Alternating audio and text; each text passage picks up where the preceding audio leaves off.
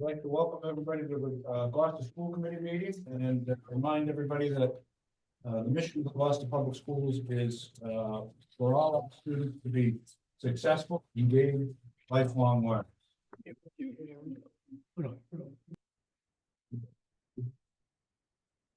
Good now. Public is welcome to attend meetings in person or alternatively through the Zoom link provided on the agenda. Meeting notice will reflect if the meeting is via Zoom only. As the recent amendments to the open meeting law allow, the school committee may continue to hold meetings remotely. Please note, the in-person meeting will not be suspended or terminated if technological problems interrupt the remote connection. Or if the chair stumbles upon his words. If you are calling in on a phone, you can press *9 to request to speak. If you are watching on a computer or device, there is a raise hand button that you can tap or press to request to speak. Please use either of these options during oral communication to be recognized to speak. To start out, I'd like to everyone to please stand and turn around and salute the flag. Pledge allegiance to the flag of the United States of America, to the republic for which it stands, one nation, under God, indivisible, with liberty and justice for all.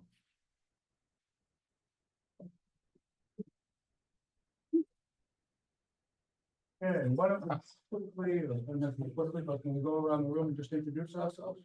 Sure, yeah. Tony Marshall, Finance Director. Gary Krish, CFO. John Prell, incoming principal. And I'm the superintendent. Mike Jarvis, Director of Special Education. Jeremy McKean, School Committee. Melissa Texera. Bill Melvin, School Committee. Keith Minio, School Committee. Stephanie DeLisi, Recording Secretary. Okay, we're going to start out with oral communications. Just a reminder, this is 3 minutes for oral communications at 2 minutes and 45 seconds. My associate, Mr. McKean, will tap the ringer, and at 3, you'll be asked to cease with your comments. So 3 minutes for comments. Just a reminder, Bill, about if they have comments on the budget, that they should wait for public hearing on second. Any comments concerning the budget should and will be reserved for public hearing. So, that'll be coming up later on. So, for now, any public comments? No one online. No one online. Anybody in the audience? Public comment? Okay, no comments from the chair tonight. Any recognitions? The DHS chorus did an amazing job last night at Ellen Lou, and the concert band and jazz band was playing tonight. So I'm doubly proud. You know, one kid each, but so they were amazing anyway. And hats off again to Cole Lundquist and Jamie Klopkowski for just doing an amazing job with the kids. And a great venue to One made like the best venue. Yeah, doesn't get any better than that. Can't beat the theater with the sound. Anybody else? Just a quick shout out to the spring sports teams. They've had ones that have had some success this year, and baseball and softball teams have been terrific. And all the sports, I've had an opportunity to watch a bunch of them, and really representing Gloucester Public Schools well in the way they conduct themselves, and coaches, and really proud of them. Wanted to know, yeah. Okay, GHS Student Advisory Council. I do not believe that this last time was our last one. So we don't have that. Next up is the consent agenda. Quick look, and then a motion to accept the consent agenda as presented. Second. All in favor? Aye. Okay, so we've taken care of that. Deliberations on education issues and the superintendent's report. Great, thank you, Mr. Melvin. Let me just, not, five here for a moment. Down to 50 actually. We got the big news here tonight. So as we say, that Oxford School, everybody belongs. Every student, everybody else. Everybody matters, everybody belongs, and every student learns. So a few updates tonight. So first of all, we're introducing John Perella, who's our principal, our new, my appointment as the GHS principal. We'll be doing that in just a moment. So a partnership update from our most important partner, the Gloucester Education Foundation, and then I'll provide updates from our schools. So just in terms of a few things on the principal search, you'll see on this. Stephanie, can you just- Yes. You'll see that yellow line there, the May 14th, we're going to announce the pending contract negotiation. And so we'll be doing that tonight. Want to first thank the search committee. You see it's a great group of GHS staff, administrators, district staff, and also GHS community members and GHS students. I'm sorry, I'm missing a student there. Esme Saruf is also one of our search, students on our search committee. So 3 students on the search committee, and Jefferson, Bianca, and Esme did a fantastic job. I mean, they were there all the time. They were asking good questions, listening closely, pushing us, and just were tremendous additions to the team. We'll get Jeff a little bit later tonight, because he works closely with Gloucester Education as well. I just appreciate this is the first team search committee. They did the initial round of resume screen and identifying which candidates to be interviewed. And then this is the finalist interview committee. So you see we carried some folks over from the initial interview committee, including Jefferson, DeCarmo, and then also some teachers, and then added other teachers from the high school, also other administrators from the high school, Mike Titus, the principal from the middle school. This is when I joined the group as well. And just again, very powerful, very thoughtful, and a group of folks and a great team to work with. And then both teams did a fantastic job. It was a thorough process. We helped them understand about bias in hiring and reviewed and reflected upon that. They came up with questions on both different rounds, and they had great and thoughtful deliberations about both rounds as well. In addition, John Perella came on Monday to the high school and had a long day. We wore him out. Since you're covered now though, and had a student tour, also met with students, met with staff here in the library, and then met families, and also had an interview as well. So really appreciate Allison, Assistant Principal Allison Alls for putting that day together. It was a big help. But the big news is let me stop sharing this. Is that I'm here tonight to introduce and announce the appointment of Dr. John Perella as the next principal of Gloucester High School. We still work through negotiations and transition, all sort of stuff. So some work to do still between the two of us, but just really pleased that I'm able to announce John's hiring.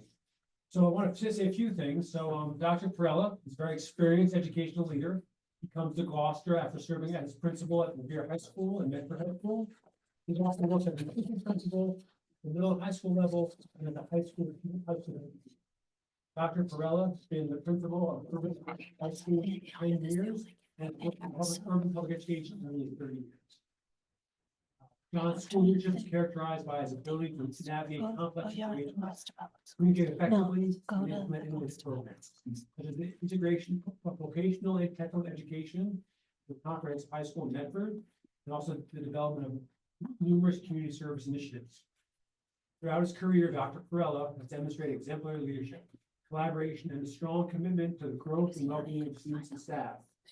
People who work with John say he's a warm leader who easily connects with students and staff. We certainly saw that during the hiring process. He's known for bringing people together and helping staff work as a team. Dr. Perella has also shown dedication to addressing the diversity with special education needs, English language learners, and LGBTQ students. He's proactive in creating inclusive and supportive environments. He's known for strong relationships within the school community and beyond. Our interview teams were impressed with Dr. Perella's easy communication style, his breadth of experience, and his focus on engaging students and learning that deeply. Again and again, John stressed that having students learn in ways that are deeply engaged is most important. Engage in material, this to them, to their role outside of school, they will learn most effectively. Dr. Perrella has also been successful in establishing partnerships with external organizations, hospitals, and universities, providing additional support and opportunities to both students and staff. And John, our high school and the Gloucester community are getting an experienced high school leader, an advocate for students and staff, and an outstanding person.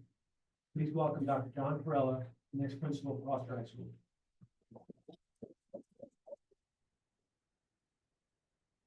Thank you very much, Steve, Superintendent. It's a real privilege. Yeah, There you go. good evening, everyone. It's a real privilege and honor to be here tonight in front of all of you. And speaking of the application process, we thoroughly inspired. When you here, they're everything you know about the team and creeds.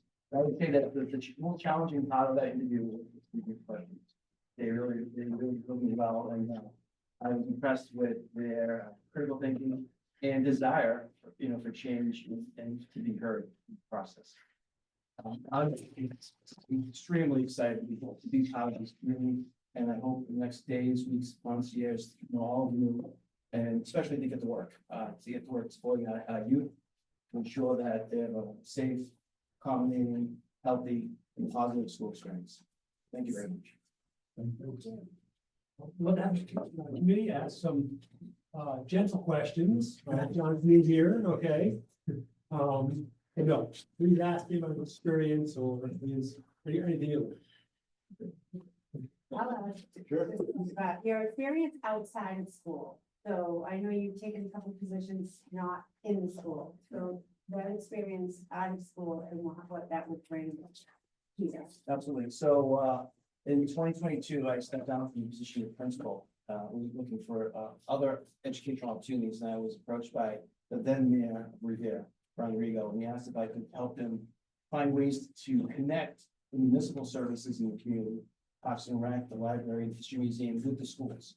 And he was operating under this concept that had been championed at Harvard University, that the mayors of each city would take a larger role in supporting the use of the community with partnerships with the schools.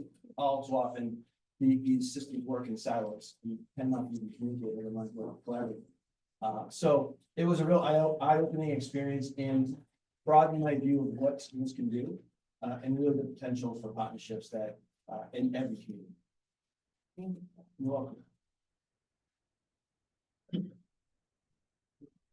Yeah, I'm excited to have you here. Welcome, and I look forward to working with you and people on the committee here, and got amazing leadership. So I'm interested in you as a teacher before you became a principal. Maybe talk a little bit about that and the experience you're going to bring to us. Well, the teachers are the artists of the district. That's where the action happens. That's where the beauty and the magic happens. It's in the classroom. And I believe that it's not just words. And I think one of the most important roles of the principal is to ensure that these teachers are supported in every way possible. As a teacher, I miss it and I love it. I still teach. I teach college courses at Tufts University, 2 courses presently, because of my real passion for interacting with kids in a way that you can't do as a principal.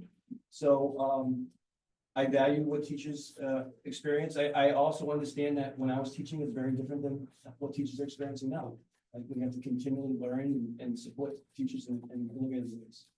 So I hope to be in many classrooms.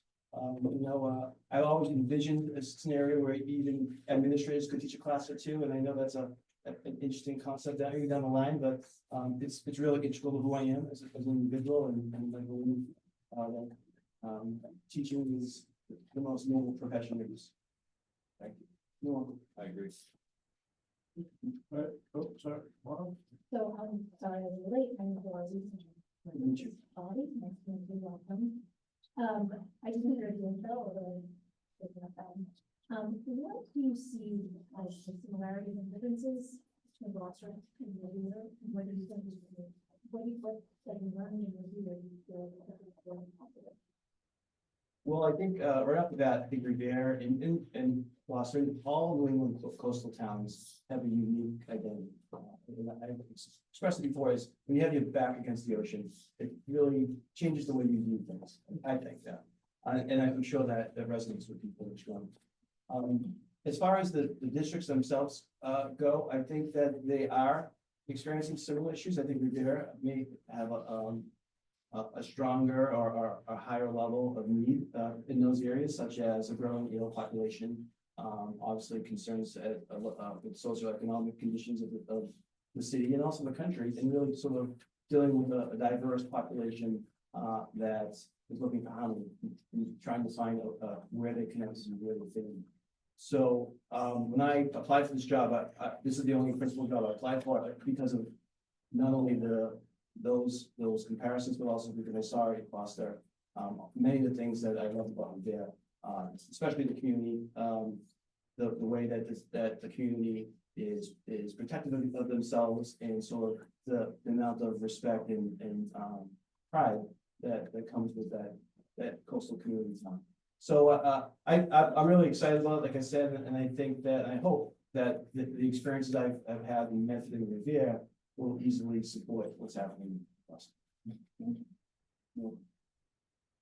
I'm sure that you saw during the walkthrough, Dr. Perella, that we have a really strong, boat program here at Boston High. And my assumption is that Medford also, my knowledge tells me that Medford also has one. Yes. We're bringing on a new program, this year.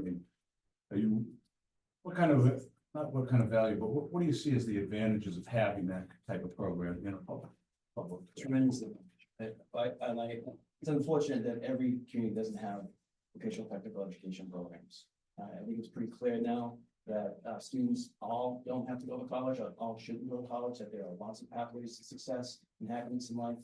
In Medford, I was able to work with the director at the time, was Dr. Heidi Riccio, who is now at Essex Tech. I was just gonna ask you to use that. Oh, I know, I well, know she had a Medford she's a connection. brilliant administrator, and together we work to find ways to connect the two schools so that students in the vocational tech program could take advantage of the advanced placement coursework that we offer at the academic building, and vice versa. Students on the academic side could take on more vocational technical opportunities. And we also worked really hard to recoup lost funds. A lot of students at the time were going to Lexington, and over a 3-year period, we were able to bring back $1 million because of the offerings that we provided. Again, that was in collaboration, obviously, with myself, but in the team, we were able to really identify that the community valued this and found ways to further support it and emphasize all the great qualities that. Appreciate it. Looking forward to working. I enjoyed it. And on the tour, it was really exciting to see the vocational wing and some of the things that are happening over there. Exciting. Did you get an introduction to the concept of the nursing program, the medical health program? I had heard that this is a new program that's coming online this year, which is awesome.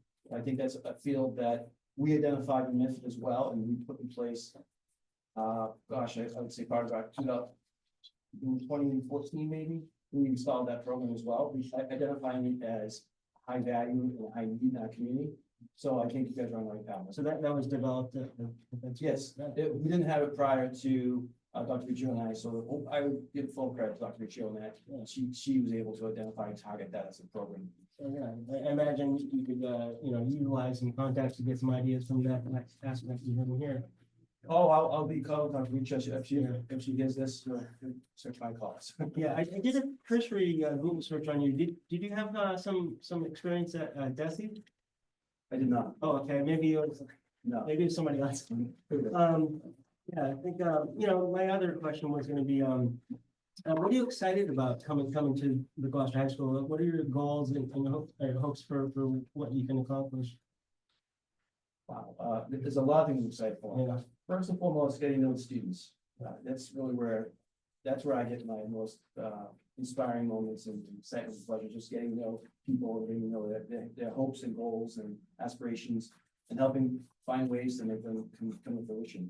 Other than that, obviously, Gloucester is such a beautiful community. I intend on, share and present this to the school committee at some point, an entry plan that will show sort of a 6-month concept of getting to know the community, getting to know the families, getting the students and teachers to truly understand the needs and the hopes again. I don't come into this position with a determined vision of this is what's going to happen, this is what I want to put in place. What I hope to do is to work in conjunction with the leadership team school committee and of course, the community itself to help support the great things that have happened here and then to bring the district further on. And, you know, just another comment, you know, you say you still have a lot of passion, it seems like, and actually teaching children. So, you know, I'm inspired by that, like, idea, you know, you know, Principal Cook will be going to Right. teaching as well. I'm sure you met him. And, so he's certainly has passion for that, but I wondered, you know, maybe you would consider like doing some seminars, not maybe taking a whole, you know, course load, but maybe, you know, doing some seminar work. You know, Absolutely. for, you know, One of the things I've done in Medford and Revere is really think of myself as an instructional leader to the staff as well. Yeah. And that includes book reads, bringing in other professors and authors, so they have critical discussions about important relevant topics. So I like to think that it's sort of inherent in my style to continue to teach. Yeah. Just it's a different student body. Excellent. Well, thank you all. Yep. Very impressive. Thanks so much. We don't usually speak for the entire body, but I think in this case we can and say we're really excited about you being here and looking forward to it. Thank you so much. I'm gonna have John stick around to hear Gloucester Space Foundation with students and Emily Siegel present. This is such an important part of it. I'm gonna let you go. Okay.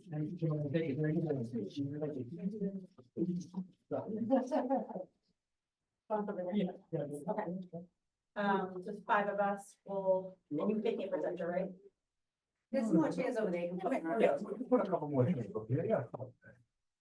So next, August, as we're transitioning, That's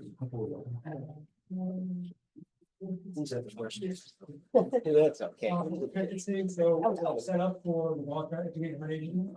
One of our most important part is to be there. About, all the fantastic work that they've been doing to support our teachers, our students, our schools. I think also from now, but not these comes with us. Pause here.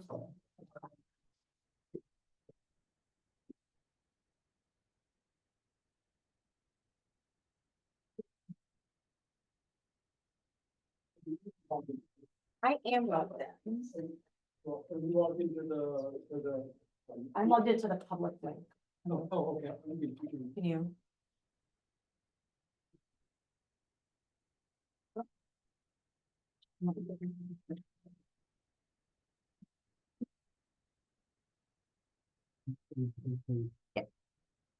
Can you just check one thing on tech here, we get going?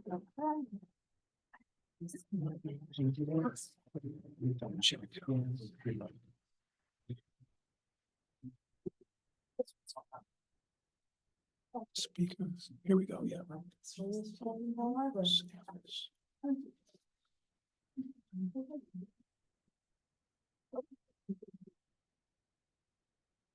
Bill.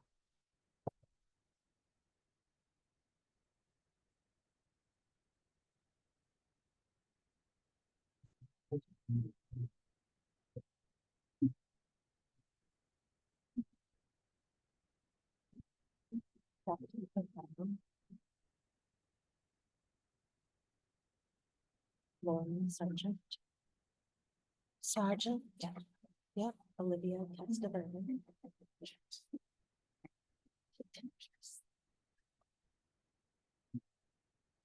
Thank you. Isn't it? Let's go.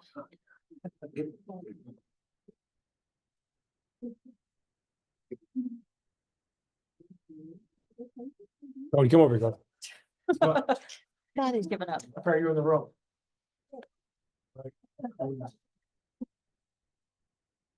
Well,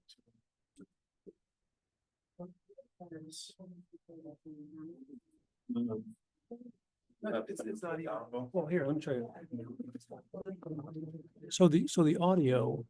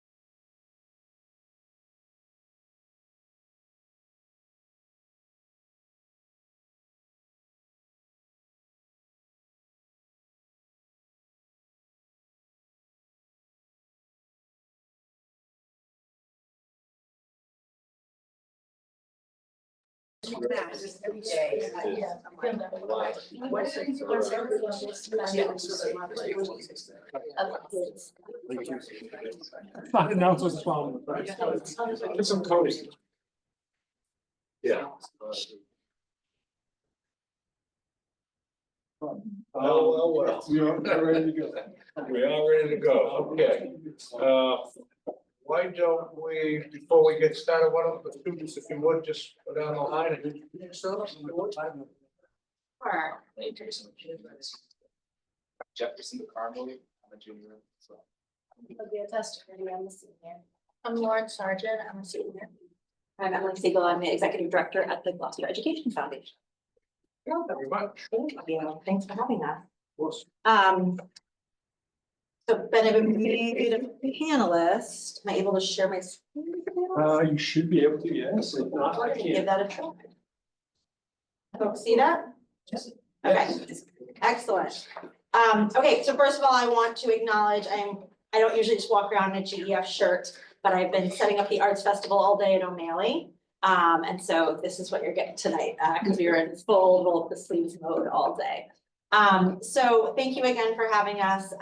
This is the annual update from GEF about what we've been up to this year. And this is the third time I've been asked to come and bring students, which is always the best way to do it. So I'm going to share a general update, and then these are 4 of our 7 student advisors. And they're going to share a little bit about the student advisory and the work that they've done over the past year and a half. I want to, just before I start, just especially commend Olivia and Lauren, who had their last day at Gloucester High School today. And Olivia was very in front of all of our houses, and they did not have for tonight. I gave them the option of not attending, and my heart goes out. So, far as an update, okay, is that working on everyone's screen? Yep. Okay, so most of you are familiar with the mission and vision of GEF, but I will make sure we nail it and repeat it, just especially for those who are new in the room. Our mission is to drive innovation, encourage creativity, expand student opportunities, and empower educators to improve teaching and learning in the Gloucester Public Schools. And our vision is that students in GPS are engaged in and enthusiastic about their education, prepared to reach their fullest potential, dedicated to community engagement. That is the long-standing mission and vision of GEF. And we, since our founding in 2005, have raised over $11 million towards that effort. And that supports dozens of dynamic programs in the Gloucester Public Schools, pre-K through 12. And that money, always ask, like, where does, like, foundations don't typically raise $11 million, even in 2 decades, in a small community like this. And the vast majority of the funds that we've raised come from right here in Gloucester. They're from individuals.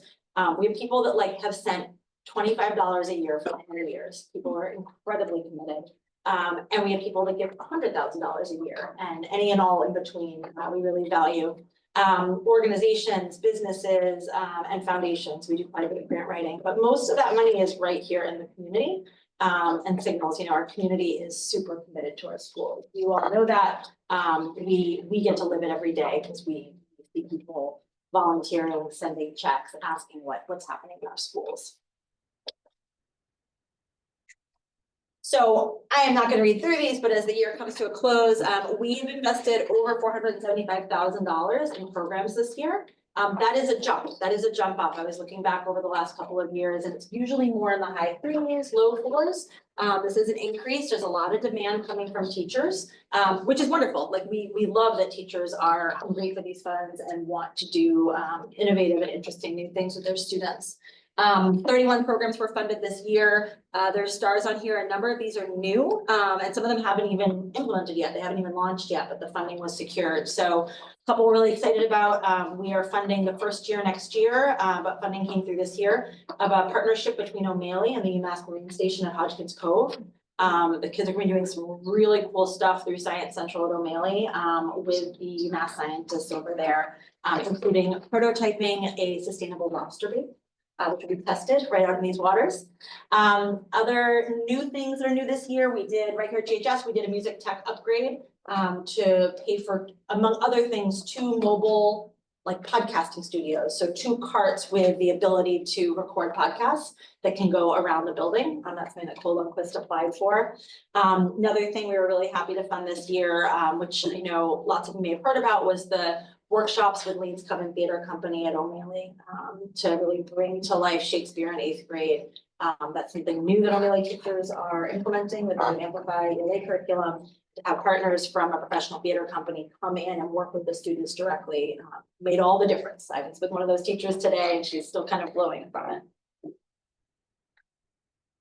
Some highlights, I'm not gonna go through everything, but I'll just highlight on each of these slides at each elementary, middle, and high school level. It's just some things I think that were really cool this year. In the middle lower photo, you see a student painting a flat. This is at West Parish. In West Parish, the art teacher there, Lauren Grace, applied for a grant in the fall to integrate with their musical. The musical GEF funds at each elementary school, in partnership with the PTOs. But Lauren applied for a sizable grant to really like rethink how visual arts are taught in grades 2 through 5 at West Parish, to culminate with, in 5th grade, the students doing all of the sets, all the costumes, all the props. And so this is a student that is working on, they did scale and perspective and all kinds of things in art class to do the backdrops to Romeo and Juliet. Sorry, 101 Dalmatians. The 5th graders are not doing Romeo and Juliet. In the middle school, lots of cool stuff happening this year. I will highlight in the lower right-hand corner, you see Kurt Lichtenwald, who's of course a teacher here at Gloucester High School. James Cook and I worked to pair up the engineering lab through John Barry and Kurt Lichtenwald with O'Malley Academy this year for a 3-day-a-week after-school class for O'Malley students to come to our amazing engineering lab, which is heavily utilized during the school day, but was underutilized after school. And actually a student advisor a few years ago had the thought of like, why can't that lab be open after school for kids that can't normally access those classes during the school day? And that this year blossomed into O'Malley kids coming on Wednesday, Thursday, and Friday afternoons. The kids are taking CAD 1, so they will finish CAD 1, which is a computer-aided design program. They will finish CAD 1 before they get to Gloucester High School. And they'll be placed in CAD 2 when they get here as freshmen. So they are getting a big jump for kids that are ready for that challenge, which has been awesome. And big time credit to both the O'Malley and GHS staff that partnered to make that work. Working things across schools is not simple, and they made it look. And then at the high school, all kinds of good stuff happening this year. And I will highlight again in the center, you can see a student that's making some kind of box. We last year made a grant to buy new equipment for the ceramic studio. Helen Duncan applied, the first time she's ever applied for GEF funding, to get new equipment in the ceramic studio. And because new equipment takes time, it wasn't all installed until this year. But they have a new slab roller, a pug mill, which recycles hundreds of pounds of clay every year, so they don't have to waste all the scraps, among other equipment. And Helen, I know Superintendent Lummis came for a visit with us a month or 2 ago to go see it. And Helen's description of the jump in creativity that students have had, because a lot of the basic equipment is just that much better, is really inspiring to know that like 12 new tabletop wheels could result in dozens of more students being able to learn how to throw pots in ceramics class. So some really cool stuff happening with the arts. Just a summary over the past 3 years, just some stats. We've invested over 1.2 million in over 50 different programs over the last 3 years. Some programs repeat every year, right? Like band and theater, things we fund every year. So that's why we funded 31 programs this year, but only 50 over 3 years, because we didn't count the repeats multiple times. We've enlisted hundreds of volunteers, including lots and lots of GHS students, which is a shift for us. We've always had GHS students dabbling between our student advisors and GHS students working at our events, that we have dozens of kids being engaged in ways that they hadn't been earlier. We've done a lot of work on working with local businesses, and in particular on sponsorships for events and programs. So close to $250,000 from mostly Gloucester-based, Cape Ann-based businesses for a lot for vocational, as well as our Power Play and Arts Festival have been 100% funded by sponsors the past 3 years, which is again a shift. GEF used to fundraise for those. Now we're asking sponsors to help people. We've secured almost $500,000 in grants over the past 3 years from 9 foundations. Many of those have given multiple grants in that time period. attracted 316 new donors. So 316 new donors have come in over the last 3 years. We've retained a lot of our older donors too, which is great. We relaunched our 2 big annual events, Power Play and the Arts Festival. They're attracting about 3,000 people each year. And we welcomed 10 new board members, which is a lot. We had a lot of board turnover by design. We have term limits on our board now, we didn't used to. So people like John Saroof and Sarah Grow that helped found GEF when their kids were little, like their kids are in college and beyond now. And so they continue to be great assets to the organization, but we have a lot of fresh energy on our board, including Leslie Friday, who I know is on the principal search. A few new things coming up. So medical assisting was mentioned by Keith Minio. This new program being launched here in the fall. GEF has raised over $400,000 to support that program. We've secured $250,000 to support the instructor for the first 2.5 to 3 years, depending on who's hired, through the JMR Barker Foundation, which is great. It takes the pressure off the district for the first 3 years to fund the lead instructor and not have to worry about cutting one thing to start another, which was a real fear. If we start this new program in a tight budget time, does it mean we're gonna have to cut another program? No, we were very lucky to have secured private funding for that. It can't stay private funding forever. We would like in 3 years for that to get on the operating budget for the district. But that seed funding will help it get off the ground sooner rather than later. We are beginning to explore some much needed improvements to the O'Malley Courtyard, to the concrete wasteland in front of O'Malley that is, I know, a sore spot for lots and lots of people in Gloucester. As far as being a space that's welcoming, that is suitable for teaching and learning, as well as for recreation and recess and PE. So we are just at the beginning process of exploring what would it look like to improve that space. As I mentioned, deeper community engagement. So coming out of COVID in 21, 22, really looking to be more visible in the community, and every year adding greater visibility, more volunteers, more people involved. And then just a big milestone, we are celebrating 20 years next school year. And we are having a giant birthday party, which of course is also a fundraiser, at the cruise port in November. So we should all look in the mail for a save the date that's coming first week of June.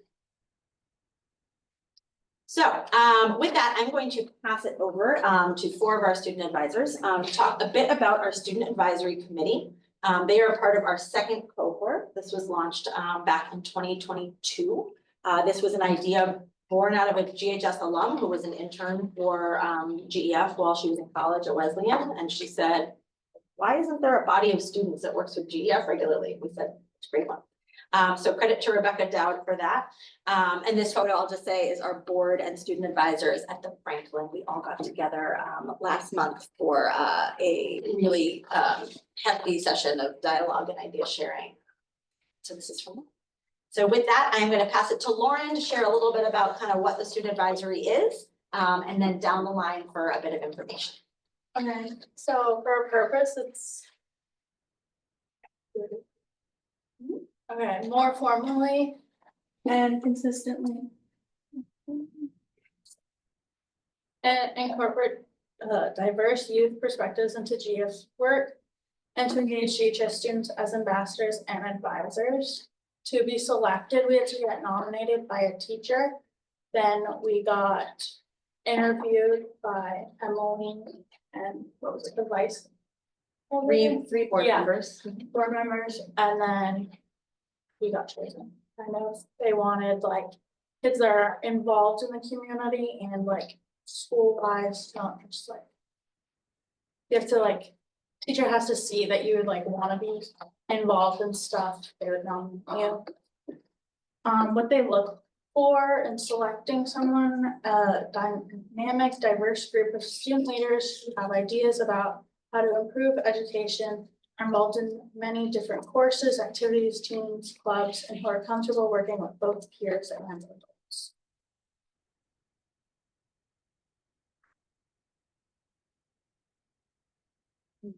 Maybe just before you start, say your name again. Okay, my name's Olivia again. So our goals and projects for cohort 2 included reviewing proposals with GEF Programs Committee. We did workshopping new program ideas with the Gloucester Public Schools staff. We had student volunteer recruitment for GEF events, advising GPS staff on the 8th through 9th grade transition.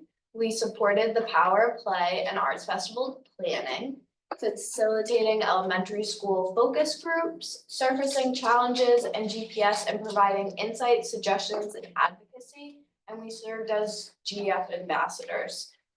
And we do receive a stipend for our hours each semester that we work with GEF.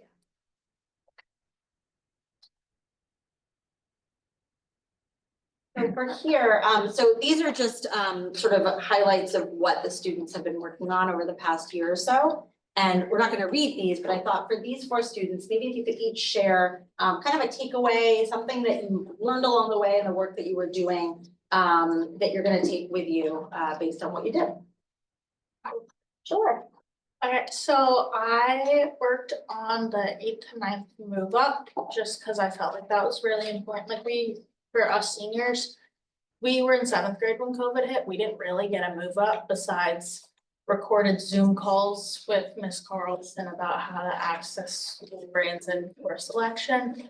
So I really wanted to be involved in the move up. And one thing that I liked that we did this year was we completely scrapped what we had been doing for the move up date from the last, I don't know how many years we've been doing it that way.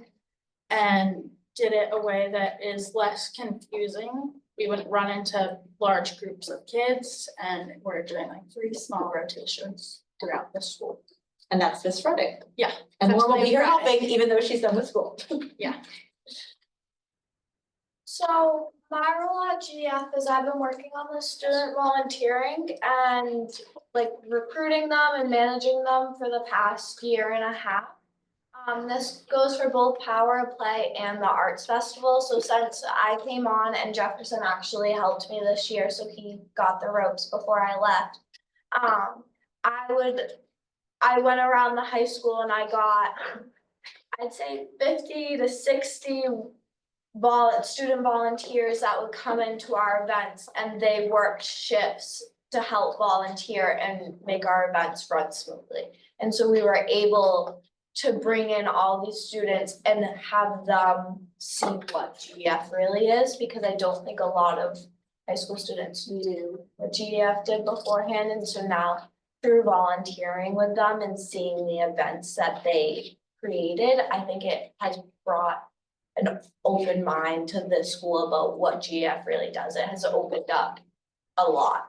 And I think that the best thing about doing this is the opportunities that I've been able to see. If I don't think I would have been able to meet the type of people that I have and really understand what it takes to do a foundation and a nonprofit foundation. It's a lot of work and it's really impressive, but it feels so good. After Power Play, it's a long day, but that's the best feeling in the entire world, seeing everyone come in and have so much fun and just be together as a community. So I've worked with Ms. Giordano to the development of a program to integrate multilingual students into JHS, so they can know about the other opportunities that this school offer. I've also helped Olivia to recruit volunteers for Power of Play and Arts Festival. One key takeaway from all of this is that collaboration is key to success. So for instance, Power of Play went really smooth this year. We really worked out the shifts and everything.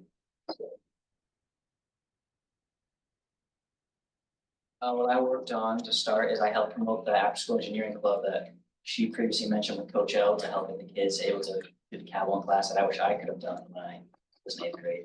Then I also joined the programs committee to give advice into what the board should or should not fund as a student's perspective, because inside school is seeing what is held.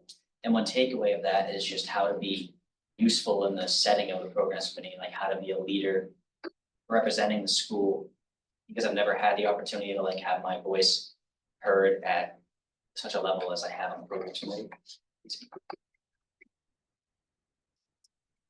And Aiden and Hannah, two of our seniors who aren't here tonight, have served on the programs committee the past 2 years. That means that they read all the different proposals that come in. They don't have a vote, but they get to advise the board and ask questions. And so having Clay come on as a junior this semester has meant that he's been able to observe. Aiden and Hannah are pros. And he's been able to observe them and really get a feel for it. So there's also some interesting mentoring going on, which is a nice byproduct. I'm gonna actually pass this back down, Jefferson and Clay, this is you guys for just some impacts that the group has had. So as student advisors for GEF, these are some of the stuff that we do. So we provide feedback and input for our GEF programs. We identify potential needs that the school might need, such as I just said with the programs committee, giving advice to the board. We've helped to pilot new approaches and initiatives like the 8th grade move up. We have had new connections with the staff that are hard to reach for the board, but we are able to reach them through being in their classes and having personal connections with them. And we also talk to teachers and peers about GEF. And then finally, it helps us build the skills around like leadership, communication, and advising for ourselves as well.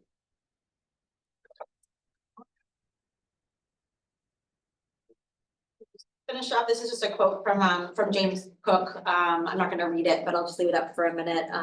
James has been a really big advocate for the work the student advisors have done. He like always will take a meeting with student advisors and me. He's been really wonderful and supportive. And just, you know, he says that our student advisors are helping making learning more inclusive, more relevant, more engaging at GHS, which is the big broad goal, but like, it's very nice to hear from the principal that he sees that happen. And then just to end, this is from Hannah, who's graduating. And if you know Hannah Olson, like I've never met a kid who asks better questions. She's been a student advisor since her 9th grade year. So she spent 4 years with us. She asked the hardest questions. If she is on a Zoom with a teacher with a new program idea, like I have to warn teachers, like you're gonna get very difficult questions from a student. She's very reflective and introspective, and so, you know, she loves asking questions, and she got to apply that in this real world setting for GEF, and she's been great at it. And her idea that GEF's work is more authentic because it incorporates voices of those it seeks to empower. Again, that is the goal. So we will end there. Just a plug, don't forget to come to the Arts Festival this Saturday, which we have been working on for many, many months, and hope to see you all. The hours again, Emily? It's 11 to 3 at O'Malley on Saturday, and it's not gonna rain. Another clarifying question about the event. So is it at the CAM? Both of the things say it's at Yep. O'Malley, so can you explain that? Yes, so the main venue is O'Malley. There's a free shuttle between O'Malley and Cam Green. There is some additional artwork on display at Cam Green and some additional art activities happening at Cam Green. But the main site is O'Malley. Cape Ann Museum. Cape Ann Museum, yeah, the Cape Ann Museum Green. And the shift to O'Malley this year was just because the Sawyer Free Library and the Cape Ann Museum downtown are both closed. So we lost our venues, and Mike Titus has been a fantastic host in having us in O'Malley. On the slab. Yes, on the slab, yes. Yeah, part of the I inspiration am so for, excited about that. Yeah. you'll be hearing more about it, Yeah. Keith, yeah. Like, I remember the only play structure was an anchor. Like. That might still be true. Yeah. No, listen, I'm spending a lot of time at O'Malley with the Arts Festival and also sort of beginning to think about this project. And I will say, when I moved to Gloucester, one of the first things I heard was like, our middle school isn't very attractive. There's this big, you know, concrete slab outside. And so I've always sort of had that impression of it. I will say, there's incredible opportunity with that space. Most urban middle schools, even suburban middle schools, don't have a big space like that. And it's well used. I mean, the kids are out there 5-6 hours a day between PE, recess, arrival, dismissal, O'Malley Academy. So as much as we all malign that space, we are so fortunate to have it. And I think with a bit of a makeover, it could be a really like phenomenal centerpiece of the school. So that would be the goal. And we have a long way to go to figure out what it's gonna look like, but excited to pursue that project and appreciate Ben and others support on that. Yeah, and I'm sure your advisors, student advisors will have something to say about it. Well, they did, and Hannah was like, I don't know if that's a good GF project if it's just landscaping. Like, you guys aren't landscaping people. I said, no, we're not, but we're interested in an outdoor classroom, we're interested in an amphitheater for performing arts, like we're. yeah, interested in teachers, having a place to bring students outside. I was at O'Malley all day today. Kids were squatting outside the cafeteria entrance. In the sunshine, happy to be learning outside, but we can do better. We appreciate that you're taking that on. Yes. Anyway. Anybody else? Sorry. Thank you. too. Okay. Especially- Yeah, thank you guys so much. So, I just a couple of things here, too many times, all I can say to Emily is thank you. Because I just run out, I don't have the words to capture what GF means to school system. Really what I mean by that is that students, our staff, and their parents, I mean, it's in so many of the most essential pieces.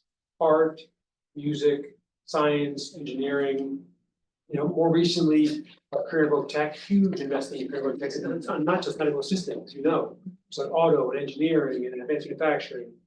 New this year, ROTC, you know, so really deep, these are, you know, essential components of our school and our school community.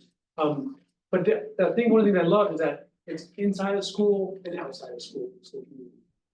There's exploration, engagement, excitement at all the programs and all the work have, but ultimately they're about impact. An impact in two like really important ways. One on students, as you heard from advisors from, you know, Clayton, Jefferson, and Olivia and Lauren, the impact on them, but also the impact on all ages, first of all.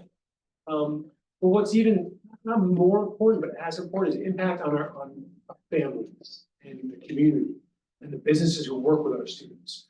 And all the things that all the programs and all the opportunities that GF enables our students to make an impact on others' lives. That's through inspiration of music, that's through building things, that's through great questions asked, that's from pushing our teachers. But again and again, literally that's the power of play and the smiles and the laughter. That's the proud parents at a middle school performance or play. And again and again. So just that impact, our students, our staff, but also the smiles and laughter that the work that GF enables for our families and the community is just incredible. There aren't words to thank GF. And also thank the students who are making it better and better. We appreciate that. We appreciate that. Thank you. Yeah, and I just want to say real quickly that, really, sometimes when you sit on a school committee, they want to, you know, a lot of stuff goes on, but to see really highlight, to see kids the students that are doing just tremendous things in our school and our community, it's really impressive to see.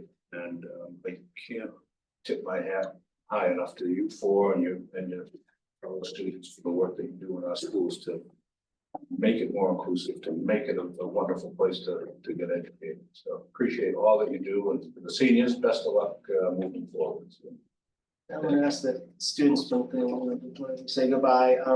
Has your experience with the GEF inspired you and where you feel like you're gonna take your adult life, or what trajectory or what inspired, you know, has it inspired you to rethink what you're gonna do in your future? It definitely has. It actually helped me write a scholarship. The Twin Light Scholarship was what you want to do with your degree and how can you make Gloucester a better place. And so working through with this nonprofit has made me want to work with nonprofits when I get older and give back to my community because of how just building the community is like that was really my biggest thing. My biggest takeaway was the community aspect that I saw through GF. And so I think that I don't know if I ever would have thought to work for a nonprofit or like volunteer or anything like that. But I think after this experience, I definitely have a much more open mind to it. Awesome. well, oh, sorry. go ahead. I would say that it definitely did push me like throughout my life, I've always wanted to be like a teacher, but I was like, that's not realistic. Like my mom's like a teacher, like it was realistic, but it was like, I want to do like a bajillion other things like we all do when we're kids. But then like when I got into it, like doing stuff for GF, working with the middle school and the guidance counselors to then, because of last year, got a class in guidance called peer mentoring. That made me want to become a teacher like bring it back even more. And then now I'm going to school for early education and special education. Lauren, we will hire you.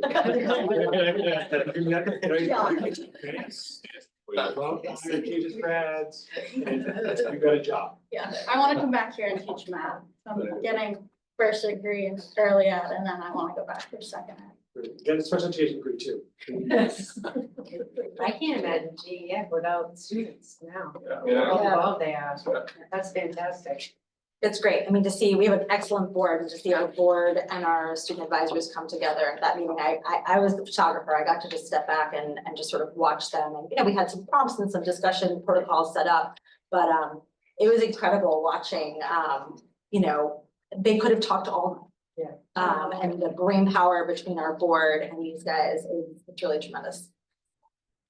Well, thank you very much for being with us tonight, and you're more than welcome to stay, but I don't know. Let you make that decision. Thank you. Thank you. Thank you very much. Good meeting. Parents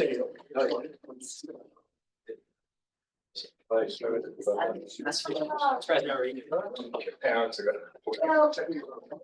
to my love. Okay, I will. Thank you. Yeah, well, they had one husband, but also. Are you still at the Oh, no, we can find that. I'm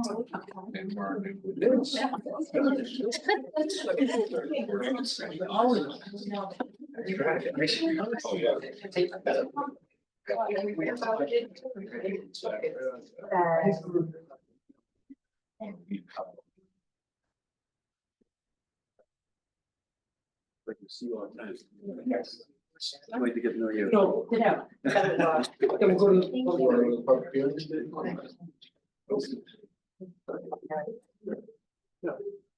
Okay, we're gonna move on to the public hearing portion of the meeting tonight. I just want to say that Chairperson Clancy can't be with us tonight, and Mayor Verga, who is away at a conference, I believe, for a couple of days, but want to remind those at home that are watching that the full city budget and the department budget reviews at BNF are ongoing and available live on Zoom or in recordings. And the budget is on the city website, and the school committee budget is also on the school committee page as well. So both send their regrets for not being here tonight, but we shall move forward with it.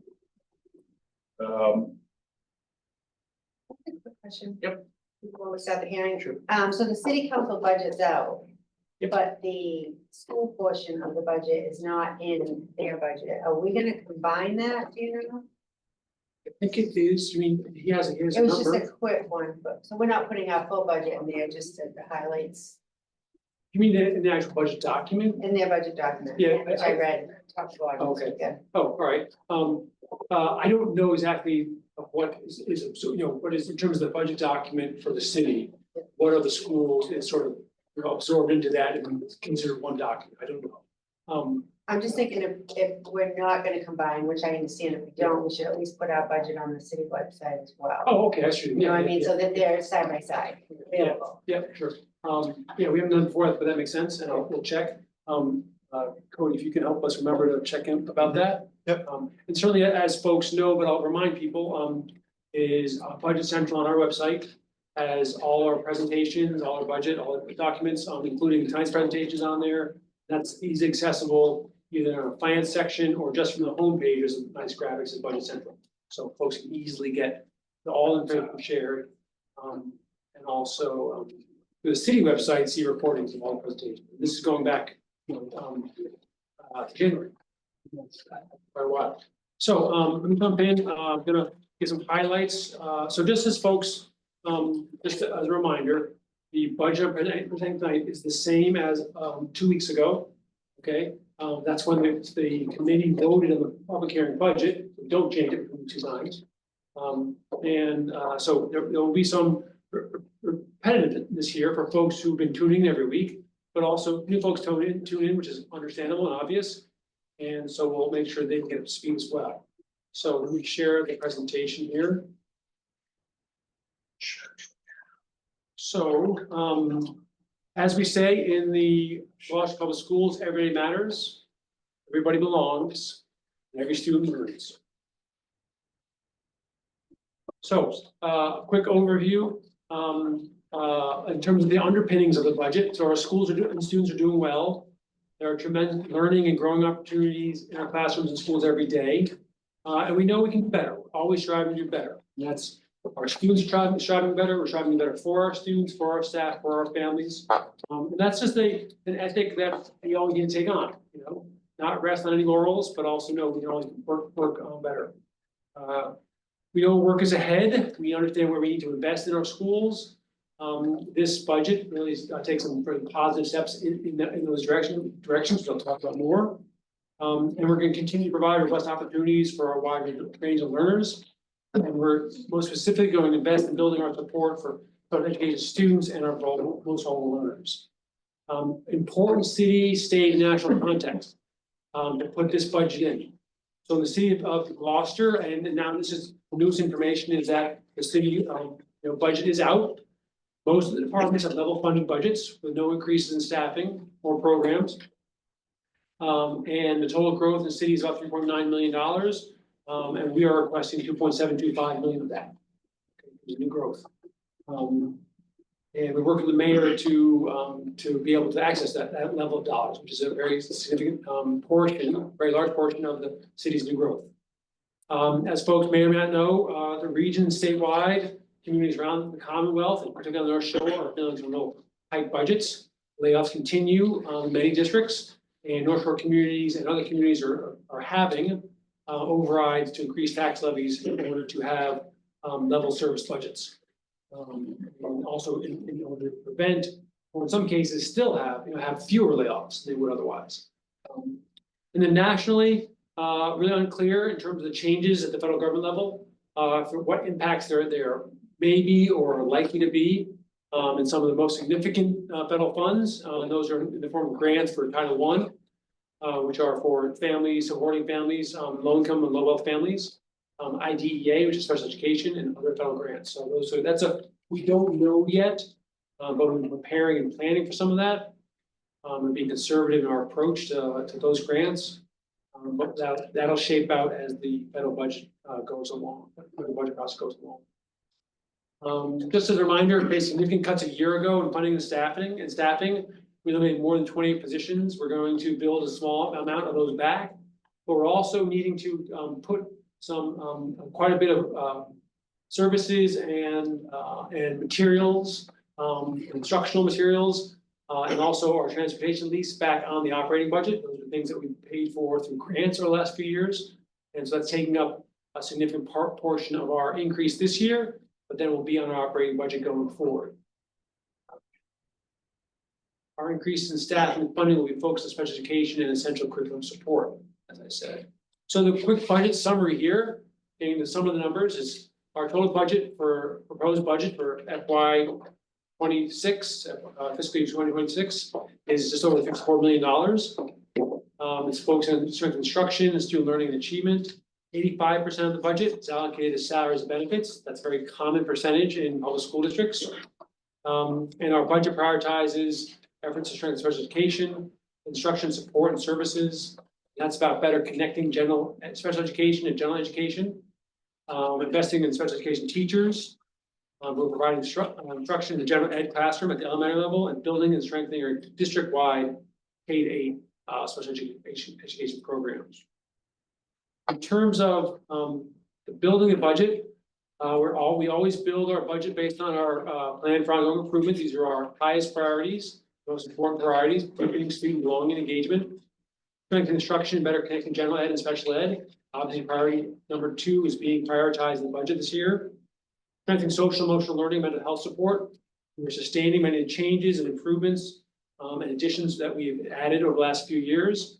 And then also priority 4 is as an important, is one of the highest priorities in terms of this budget as well. Strengthening special education and improving coordination of services, specialized instruction, and also district programs. So really, again, zeroing in on priorities 2 and 4, our plan for ongoing improvement. Where we're headed over time, continue to strengthen instruction, student learning, and achievement. continue to deepen student belonging, continue to strengthen special education, support vulnerable learners, continue to strengthen the range of programming and opportunities at O'Malley and Gloucester High, and also continue to move annual recurring expenditures from grants and to the operating budget, so we have a sustainable approach to funding these essential programs. The reason I share this sort of longer term view is that for the first time, and maybe forever, or at least certainly since I've been here, we are being very clear about a longer term budget planning. So in the budget book, for everyone to see, are the specific positions that we intend to add in the coming years, and what portion of that we're able to add this year. And this shows folks, first of all, the upcoming investments in special education we'll be making on a long-term basis, but also areas of support in terms of tier 2 academic interventions, expanding world language at O'Malley, increasing STEM and coding and engineering at O'Malley, and then also broadening opportunities at the high school as well. So this is a longer term plan. We sort of have to see each year what we're able to add and what we're able to include in it. But because it gives a very clear outline to folks, to the community, to the school committee and staff, where our priorities are and where we intend to invest in the coming years. That's just a snapshot of the longer document, which is about just over a page actually. So look, turning to FY 2026. I'm going to go into some of the details of the pieces and parts of the budget, particularly the additions and the staffing changes that the budget allows for. So first and foremost, we're building a coordinated system of support in special education. And that is the basis of that is our inclusion program. So we are building on work we've been doing in different places, Beeman and Veteran School and O'Malley and also the high school, to strengthen our inclusion program, making sure that students with disabilities are getting appropriate support and specialized instruction in the general ed setting and general ed classrooms. And then when necessary, because of the student's needs, getting related services, additional support outside the class as well. But first and foremost, it's important that we do less of pulling students out of classes, students with disabilities, because one, that is separating them from their peers, and also diminishing their ability to get full instruction in general ed setting, but also full instruction and then additional services as well. On top of that, layered our services. So I mentioned this before. This year we will be investing in specialized reading instruction in K-5 at East Veterans and also West Parish. But these are additional supports and services that some students need on top of the inclusion program: speech therapy, occupational therapy, and behavior support. We are building our behavior support at O'Malley, both with a behavior para, but also through deepening and strengthening our district-wide programs. Our district-wide programs is sort of the top tier of this semi-pyramid. And those programs are for students with the most intense needs in the district. And we really, as we talked about quite a bit, are zeroing in on creating a strong pre-K through 12 system on our district programs. That's for students who who have maybe severe autism or language-based disabilities, need life skills. Also autism reflects an inclusion, so it's a less severe presenting of autism. And then language skills, learning center, and then emotional behavior. But what we want to make sure is we have a continuum of support and programs from pre-K through 12. And we've been able to identify some gaps, especially the middle school, and also to some degree at elementary as well. And we're going to start this year to build out those programs so we have a strong support for our students with the most significant disabilities throughout our system. So where we're investing now in terms of the operating budget, so I'm going to go a little more detail here. Strengthening special education, initial steps on the K-8 inclusion program. The details from that folks can see at our meeting from school meeting from 2 weeks ago. But that is really building on co-teaching and connecting general ed and special education teachers in the general ed classroom, provide more significant support and instruction in those classrooms, and And building on work, as I said before, that we've been doing in Beaman, the Veterans School did before it merged with East Gloucester. And also, to some degree, in reading comprehension at West Parish, and also been doing it in a very strong way at Gloucester High School, and also working on improving it at Youngwood as well. We'll make initial steps on K-8 inclusion and co-teaching next year, and then build from there. And so as we described 2 weeks ago, 1 or 2 grade levels are doing this at each elementary school for next year. Beaman will have actually 3 grades because they've been doing 2 grades and adding 1 more grade. So, but steps over time. For specialized reading support, so these are students who need specialized reading in specialized instruction in reading. We're adding adding 1 teacher each at East Veterans and East Veterans and West Parish. And that also takes some of the challenge and caseload off of our special education teachers that are already there. And so they can have more time to support students through co-teaching model, but also additional interventions or related service or product support as well when necessary. And so we intend to, over time, make sure that we have that same level of specialized reading support with special education teachers at all the elementary schools. Part of our plan. And then initial steps on strengthening K-8 district programs. So continue to expand our elementary emotional behavioral pilot program that has been at Beaman and West Parish this year. Add an emotional behavioral program at O'Malley with 2 teachers. Add a life skills program at O'Malley, and that's responding to student needs. We see students coming up from 5th grade. In all of our programs throughout the district, we'll have much clearer and well-defined program descriptions and extra criteria for all the programs. And that'll help staff, that'll help families, that'll help our schools really be clear on what the goals are for students and those programs, and making sure we're training and supporting teachers to do that well, but also helping families understand just the level of support and type of support that children are getting. And the last piece is strengthening support and supervision, particularly at West Parish and O'Malley. We are shifting special education program leader positions to administrative positions. Those are both schools that have really high needs for students in special education, particularly high needs in their programs. And having an administrator will provide better support for staff, first of all, students, second of all, and then also families as well. So we think that's makes a stronger support across the school by making those administrative positions that we're in the process of hiring right now. So what that looks like in terms of the summary of position adjustments, you see on the top here, really 4.6 new positions.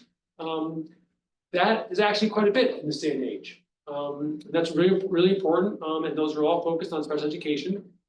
And then we have reallocation position. This is a much harder thing to do in any school district or any organization, but we do feel that we need to prioritize the more significant needs that we're experiencing, that students have because of either programs, special education programs, or just because of their profiles, and doing so by shifting paraprofessionals from preschool and from Plum Cove to Beaman, West Parish, O'Malley, and East Veterans. We also are through a consolidation position, really sort of reordering a position, I would say, able to, even though Plum Cove is losing some paras to other schools, they'll have a little higher capacity on their special education teachers. So they will be, they'll have 3 special education teachers who can devote full time to supporting students, direct student impact. Whereas before they had 3 teachers, but 2 of them split duties with direct services and also program leader duties. So that's about 0.5 half-time equivalent increase in special education teaching capacity at Plum Cove. So those are the changes in staff.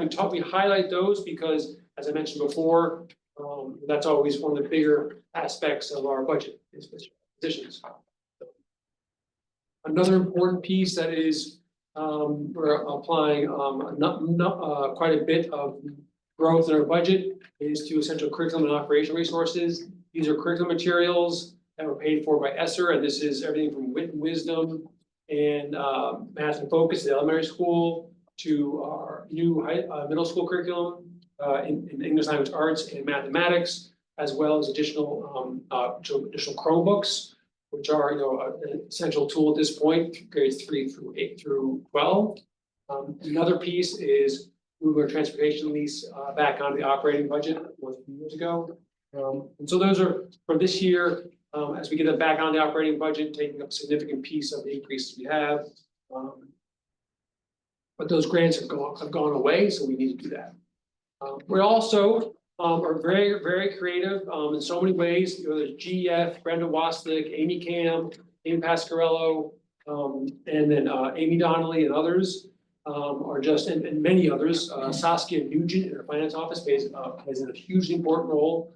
All those folks play a hugely important role in investing in grants and acquiring grants that are allowing us to do so many different things. And that's Science Center at O'Malley, professional learning in the areas of mental health, social emotional learning. As you heard tonight from GEF, launching an exploratory program, medical assisting, and then also continuing to upgrade our CPT classroom facilities equipment. These are I name these because these are significant expenditures. They are not on the operating budget. The budget that you're considering tonight, they're not on that, but they really do enhance and add to so many of our really essential programs. So we get to the numbers here. So as we always talk about, there are 3 primary costs or cost centers that increase our budgets typically beyond our increases in our what the city in terms of our revenue. In this year, a few positive areas, special education costs have sort of leveled off a little bit for the time being. Or at least I should say we're not seeing the huge increase we have in the past. There are significant upward pressures on wages, both from the kind of we negotiated those increases as well. And then the health insurance always increases every year. Typically, all 3 of these areas are increasing at a rate higher than their revenues increasing, and that a little better balance this year, but still have to make choices because these things continue to increase, and they are almost the whole entire budget. So we're going to get into one of the cost areas that has grown quite significantly, as everyone knows, over the last few years, out of district tuition and transportation. You see the increase we've had every year. FY22 are leveling off this year. After huge increase over the last 4 years, you can see we're well past, double what the budget was in FY22 for tuition placements from 3.3 million to 7.25 million. Our out of district transportation costs have also leveled off as well, and that's good news for us, and that helps us with our budget in very significant ways. In terms of, so those are the costs for out of district tuition and transportation for our highest need students. This is what the operating budget will pay for. This is a reminder, folks, we have different offsets, which are from the state and really from the state, and also through prepaying tuition, which we do every year. And that means that a lower amount of the total cost each year are actually paid for by the operating budget. You'll see that the total budget for transportation, out of district transportation, is $1.5 million here. That's made up of 1.2 for special education transportation costs, $200,000 for homeless and foster transportation costs, and we always allow for contingency in case things don't go according to plan, and we allow for contingency in out of district transportation and tuition. But then we have a circuit breaker offset. This is the revolving fund that's available to us through state funding. And 810,000 of that $1.5 million in costs will be covered by the circuit breaker revolving fund, which means just under half of the $1.5 million will be on the general fund or operating budget for out of district transportation. It's at $740,000. That's in the budget. Even our costs are at $1.5 million. Here you see we expect tuition costs for out of district special education costs to be $7 million. Again, we have really 3 contingencies in the budget. This is the transportation one I just talked about, and then this one as well. Again, accounting for and anticipating growth we see every year, replacements. But then we have three different offsets from that $7.25 million, so just over $1 million in the circuit breaker reimbursement from FY 26, which we'll get next year. $1.3 million in circuit breaker offset from the FY 25 reimbursement, which we are allowed to carry over and apply to next year. And then, like we do every year, this year about a $1.25 million prepaid tuition. Those are dollars still available to us that we pay now which helps support the operating budget next year. That gets the general fund budget for out of district tuition net to $3.7 million, although our total costs for FY 26 are $7.25 million. I know the committee's heard this before, but you're welcome to ask questions anytime. Just wave, get my attention. I'll stop talking, I promise. These are health insurance costs. Again, you've seen this before, but maybe folks in the community haven't.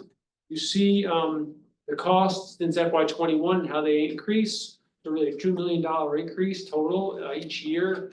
Total since the cost in FY 21. You can see the percentage cost where you've been sort of in the neighborhood of $400,000 or so every year. This year higher than before, a $546,000 increase. That's our most significant increase in healthcare costs. And that's reflected in the high 8.13% increase from last year. You can see that's the highest since FY 21. At this point, our healthcare costs for our staff and retirees is 13.4% of the budget.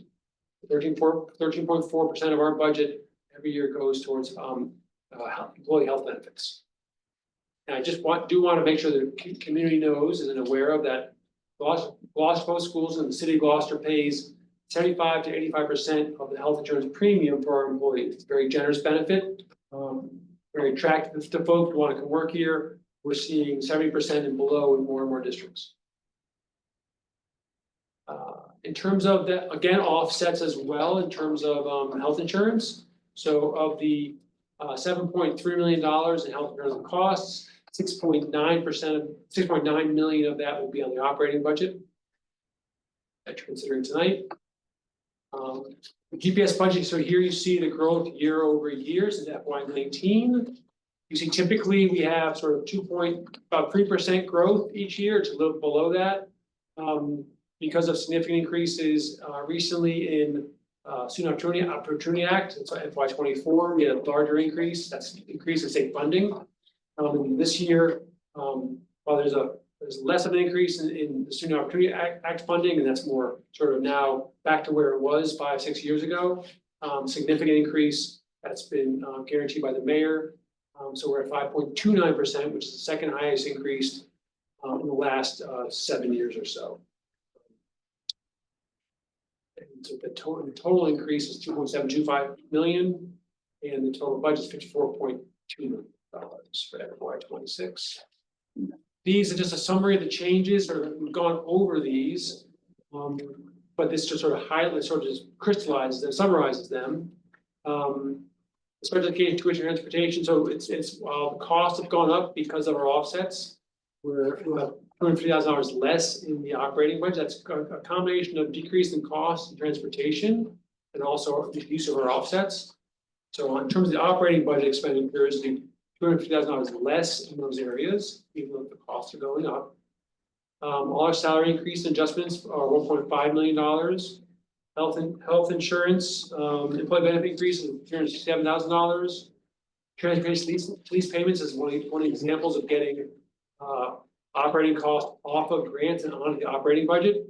So $373,000 increase there. The next line is in terms of maintaining, building our investments in our capacity. The curriculum materials, Chromebooks, other supplies I mentioned earlier. That support instructional materials and renewals for core instruction, and also tier 2 and tier 3. Tier 3 being special education, tier 2 being academic support. Increase of those, putting those on the operating budget for just over $4,000. And that means that we have $240,000 available for new positions. Because of these two, the transportation lease payments and the Chromebooks, the curriculum materials, those two large dollar amounts are coming off of grants. You have less ability to apply, to create new positions. But in future years, if we have, similar comparable increases, or even less than we have this year, we should be able to apply more of the increases to the position in coming years. It'll help us in terms of that long-term plan that I laid out to all of you as well. So, and then just a couple more slides here. Again, you've seen before, but these are our sort of basic budget categories: salaries, benefits, special education, transportation services, repairs, maintenance, supplies, materials. You can see how they sort out, either in the pie chart or in the table. Again, showing personal expenses are 85% of our annual budget, annual operating budget. And then special education, transportation services are 10%, and then supplies and materials are 5%. Then this is the public hearing budget, which you brought forward to the public. This is by department. You see FY 25, FY 26, the difference in the percentage, either growth or change there. Stop there. And this is the process going forward. You will vote after tonight. You will vote. This is the public hearing, January 14th. 2 weeks from now, you would vote on the final budget to go to the mayor, very submission to the city council, and consideration by the city council. And then once they pass it, it comes back to school committee for final vote on June 24th. So we pause there. Any questions from the committee, and then we can hear from the public. Quick question on the budget by department. I don't remember having this conversation. We may have already forgot. Professional development has gone up 70% in that budget. Yes. Department. Many of the supplies materials that we're putting going from operating, they're going from grants to operating budget. Or That's going in into the that account. professional, okay. Yeah, yep. So you see it's very large. Yeah. Subscriptions, so that's the either consumables or licenses as well. So that's why you see it's because it's adding on the operating budget. Make sense? Yes. Great. Totally. Good. Thank you. Yep.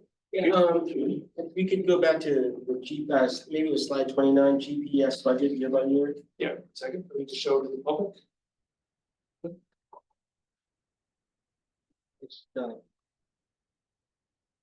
Uh, So you were mentioning that, Is this the one? yes, Yes, great. that you were mentioning that, with the 5.29% increase, second, most, one of the, two Yeah, largest yeah, in 7 years. yeah. But, coming from this perspective, we were at a budget deficit. I know we had a lot of things coming off of grants going on to the budget and stuff, but Yeah. that's in respects to like having a deficit in the budget last year. And then, obviously we're trying to get back to this level. Yeah, we didn't really have a deficit in the budget last year, because as you see, it's 3.52% increase in operating budget Yeah. last year. But a couple of things, just to remind folks, okay, is one, we had to make cuts because of position cuts, okay, lots of them. Right. Because of the sort of the cumulative effect of very large increase in special education costs. Okay, particularly at a district costs. And then combine that with additional, we were also losing grants as well at that point. And also, so our costs were going up at a higher rate than our revenue was going up, even though our revenue went up quite high. The other piece that's really important is that we made the budget work last year with some one-time dollars. Okay, so while the budget well, the budget increase was high rather, 3.52%. We weren't carrying over that revenue this year. It wasn't there for us to use. So that's why we really require such a large increase from the mayor to sort of fill that one-time money hole. If that makes sense. Yes. Okay, so you have to sort of get past that one-time money in infusion, I should say. Yeah. And that's why we have a very significant, and what this should do is going forward, allow us to, we're stabilizing here, okay, we're adding some positions, okay? Allocating some costs as well. And going forward, we should be able to return to a more regular increase every year, okay?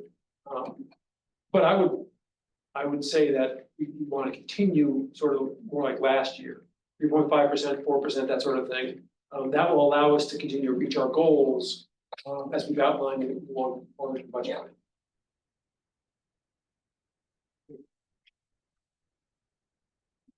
One question for you, Ben, on slide 30, and it might have been Melissa's question, I'm not 100% sure, but, I think you said like curriculum materials. I don't, 30 is, 30, this one? yeah, curriculum materials, Chromebooks and other supplies.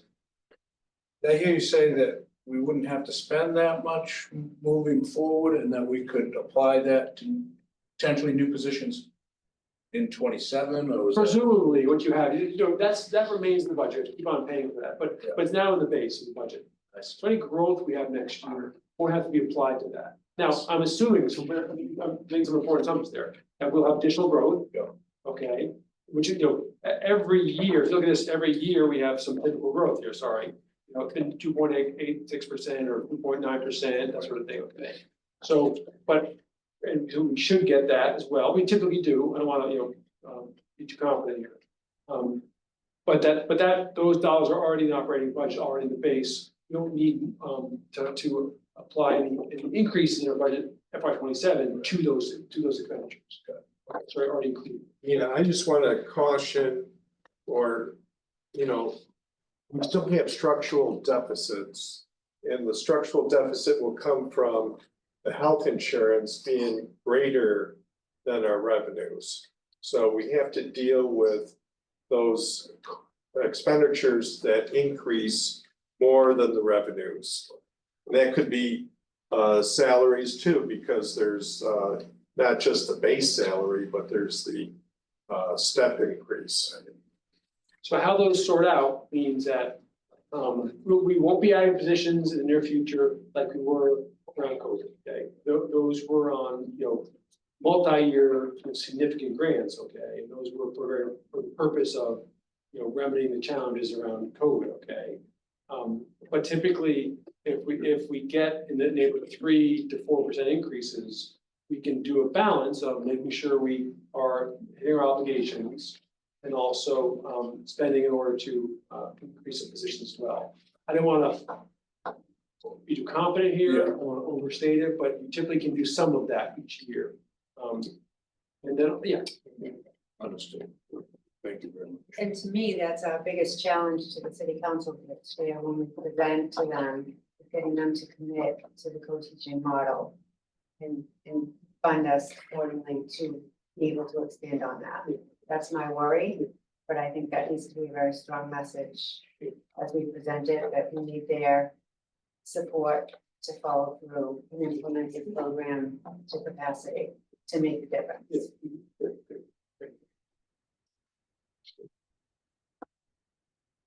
Okay, I think we are ready for public comment.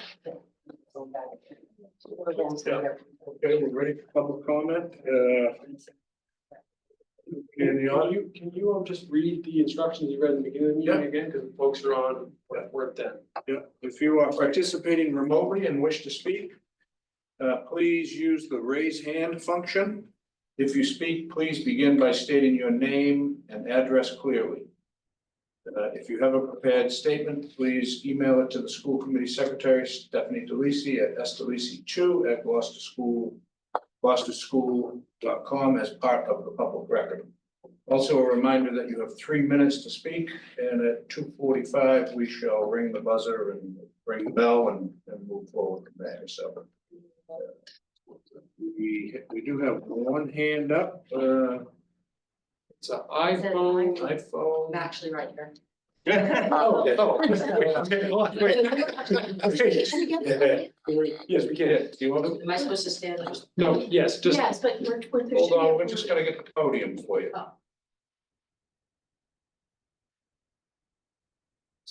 That was a first. That was- Work in the audience. No, when you're here, you. Yeah, you can speak. Get you soapbox too if you want. All right, No, just. This is. Okay, Um, name and address and then. my name is Diana Hodgkins. My address is 8 Viking Street, Gloucester, Mass.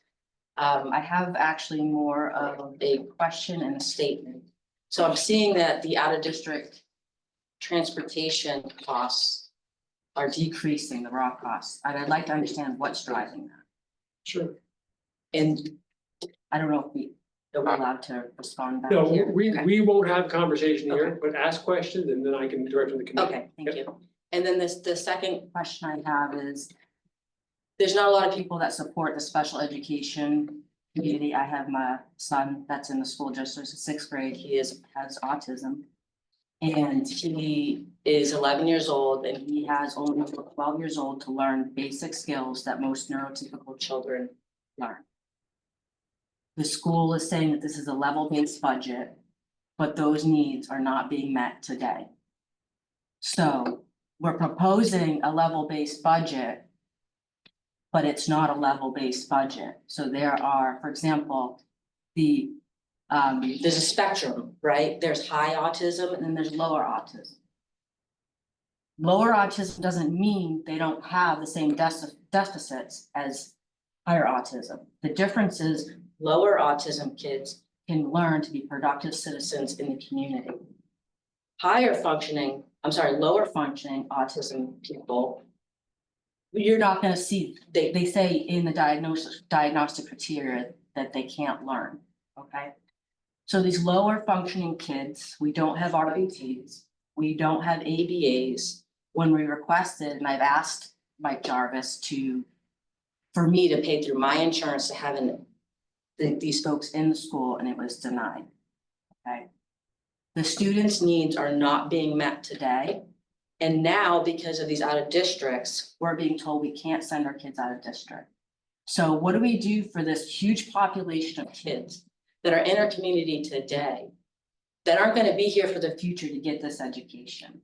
We're missing those people. If you look around in the world, some of the most prominent people in the world are autistic, okay? These kids have an incredible opportunity to provide significant benefit to our community. I work in a highly engineering centric business. Do you know what the population of autistic people are in engineering? Pretty significant. Do you know that we have a problem in the community with STEM, that we don't have enough people? I'd like you to consider that when you're looking at this proposal. It's not level based, it's below needs based budget. Thank you.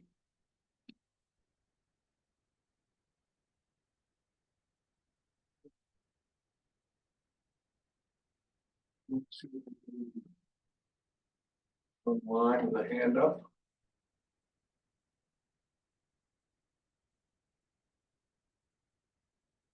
Very common, that's what a lot of. Yeah. So that will conclude the public comment with regards to the FY 2026 proposed budget.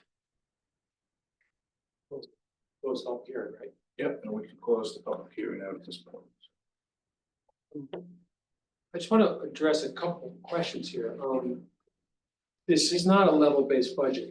We're having a 5.29% increase in the budget, which is very significant. As I said, it's the second highest increase that we've experienced.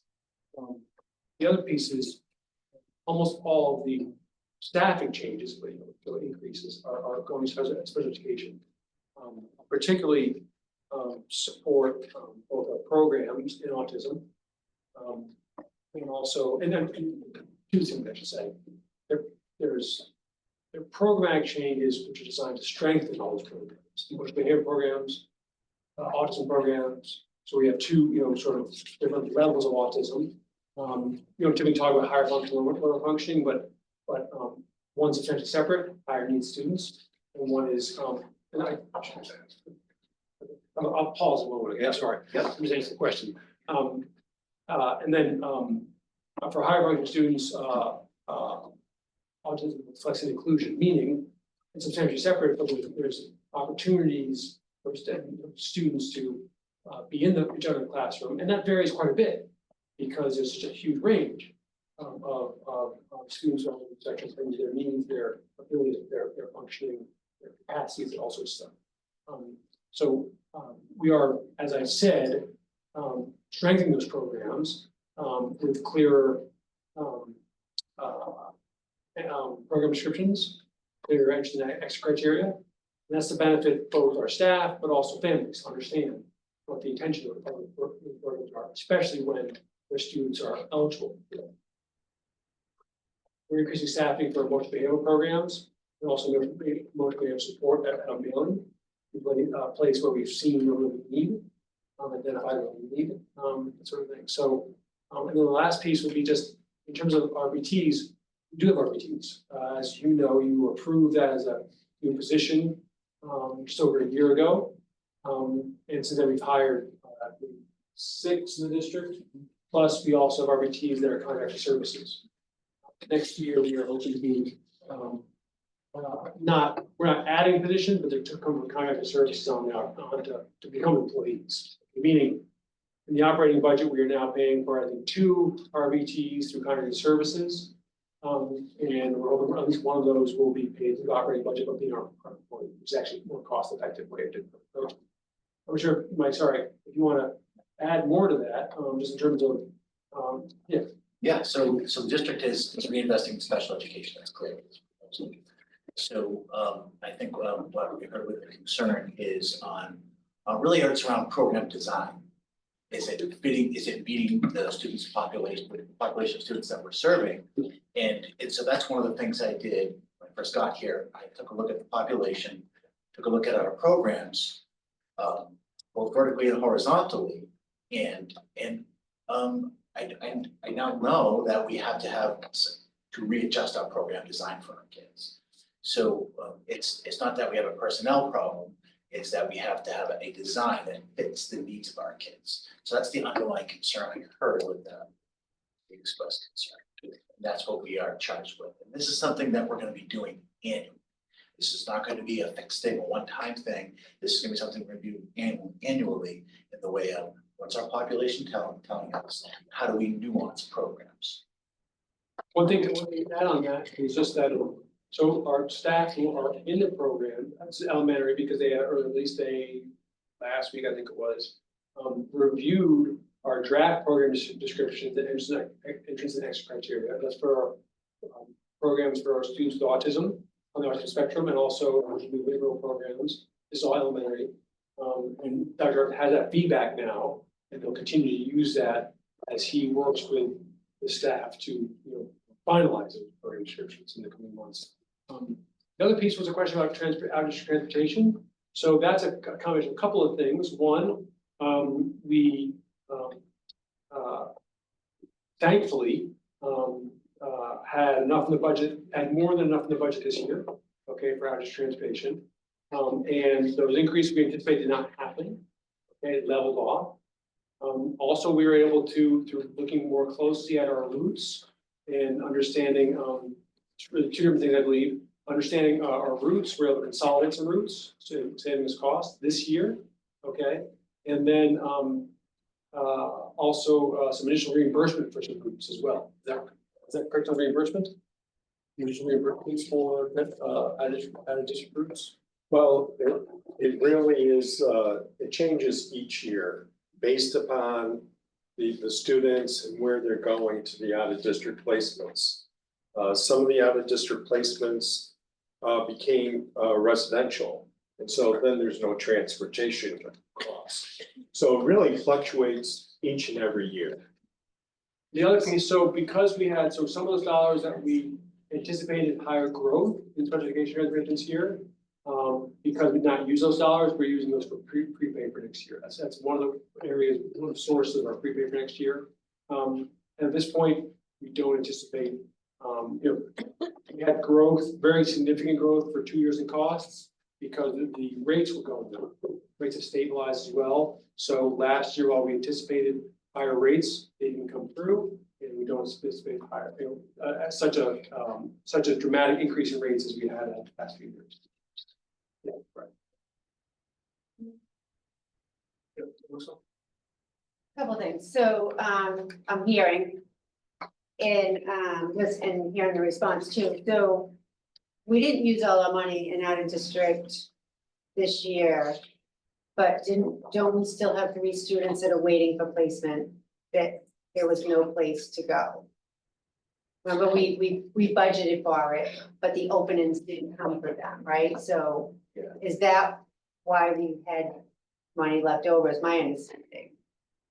And we didn't have as many move-ins in the last part of the year as we, All the pieces we're talking about, so. Yeah. Moving to a residential placement means there's no more transportation, yeah, not placing a few students as well as part of that. Rates not going up as we expect them to. Yeah. Those are all sort of contribute to it. right, so I don't wanna make it look like we didn't spend our money, it's just we didn't have the ability to spend it because we didn't follow through with the placements. And we budgeted appropriately for higher increases, because we expected them, and for some reason that didn't happen, which never happens. Yeah, there's But- no hard and fast cap number on it. Yeah, So, I just don't wanna give the impression that we're doing better, something better this year than we did the year before. We just budgeted better, knowing we had the higher increases from the year before. But I wanna go back to the word compliance, because that's, when I do budget, I wanna make sure we're in compliance with special education. And that's difficult. And I know there's a lot of families in Gloucester, just from reading and some feedback and conversations that, there are a lot of parents that don't feel we're in compliance. And I know, Dr. Jarvis, that's something you've been working on since you got here, and I commend you for that.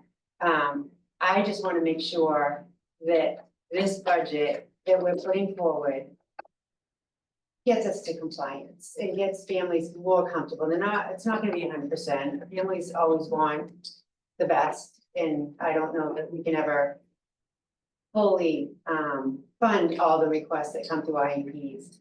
But compliance is very important to me when we do the budget, and that's something that I don't wanna say the word assurance, because that's more like a guarantee, but that we're getting there, that we are there.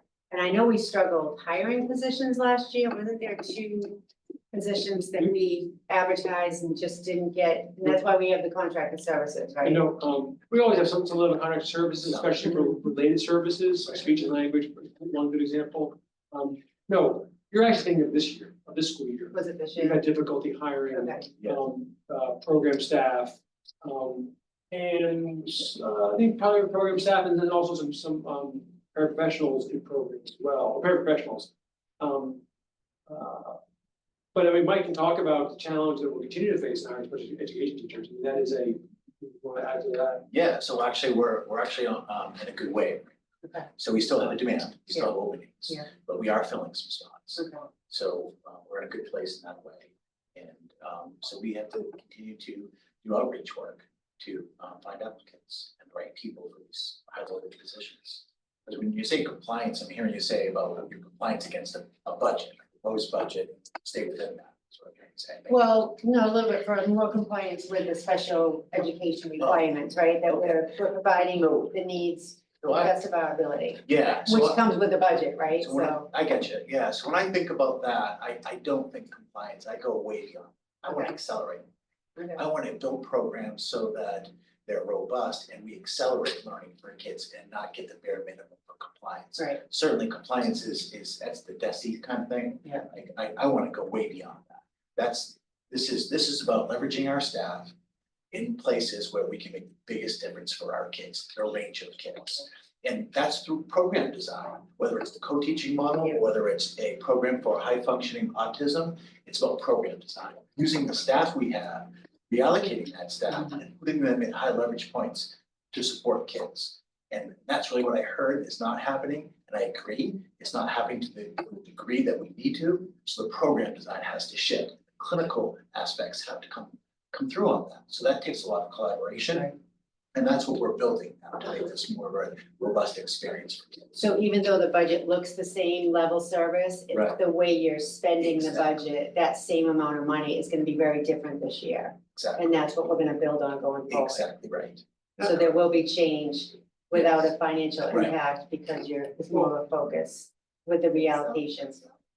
It's not level, sir, It's higher than level service. No, I know, but I mean level, there, I don't mean level server. I know we're getting 5% more. Also, I want to talk about that, like that is also happens over time. Right. And Mike knows this, okay, but Yeah. just to, be really clear about it, it's about supporting our staff with program design, but also professional development, but also how they work together, and clarity. So they're in a better position to support our students better than they have. And that's really what, and that takes time. You know, again, you still take steps year by year. Over time, you help staff be in a better position to be more effective. And we're committed to that. We're committed to that for our staff, but especially for our students. And our staff are committed to that. You know, our staff are willing to do whatever it takes to support our students. We need to be able to create a budget and create program design with them that does that. That's not easy, but it really is essential in supporting our staff and our students. Laura? So I just have two, I can't decide if, anyway, so what does it mean that we don't have to transfer people if they're in residential?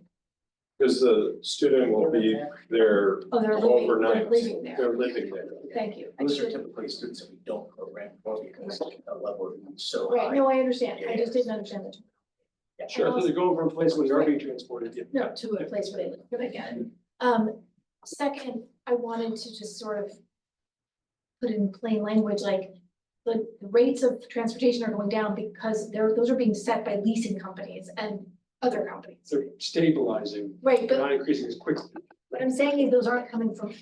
Those are coming Oh, from right. places where people they set rates that we don't have control. Yeah. I mean, that's been what we've been at the Yes. at the mercy of. Yeah, just to let you know, we bid out our routes each and every year. Right, And so the routes changes as students make changes, or we make changes to their placements. right. So could be different routes than the previous year. But overall, we're getting, by bidding it out, we're getting the best Right. rates. No, right. No, I understand. There's also just, I mean, there is a new development on that, which we'll share next week at BNF, okay? Is we've been working with, Northeast Consortium and other districts that are all members of Northeast Consortium to do more regional-based transportation bids and quotes and routes. So we're sort of, yeah, so that's gonna help us to some degree. We don't know yet to what impact in terms of the budget yet, but it is a potential, mostly for consolidating routes. And also some better planning of routes as well. So that's a sort of first step, developing some regional transportations. Because they're relying on the vendors to do that, we're taking control, public entities It's are like the taking EU, control of they're that. coming. So we're taking control of that, and then we can work with them to Right, find. because we appreciate logistics. Right. No pun intended, there's a lot of moving parts in transportation, I right? understand. So there are kids that are coming on and off runs, so Right. it's. No, I understand. Are you saying, Wait, can I I'm sorry, finish yeah, I for a thought you were second? done. And I just want to sort of come back to something Melissa said, but I think was really important, which that there is a perception, we have it in here, and that we are not in compliance with the basics, okay? Okay. And I understand and I share the desire to go well beyond that. But I think it's important as we talk about this budget to really know that and to sort of keep, our goal is to not only be in compliance, right? But to be beyond it, but that we are focused on every single one of these students and their needs. I mean, I think I'm just sort of pulling this back a little bit because I have heard similar things in the community and I really,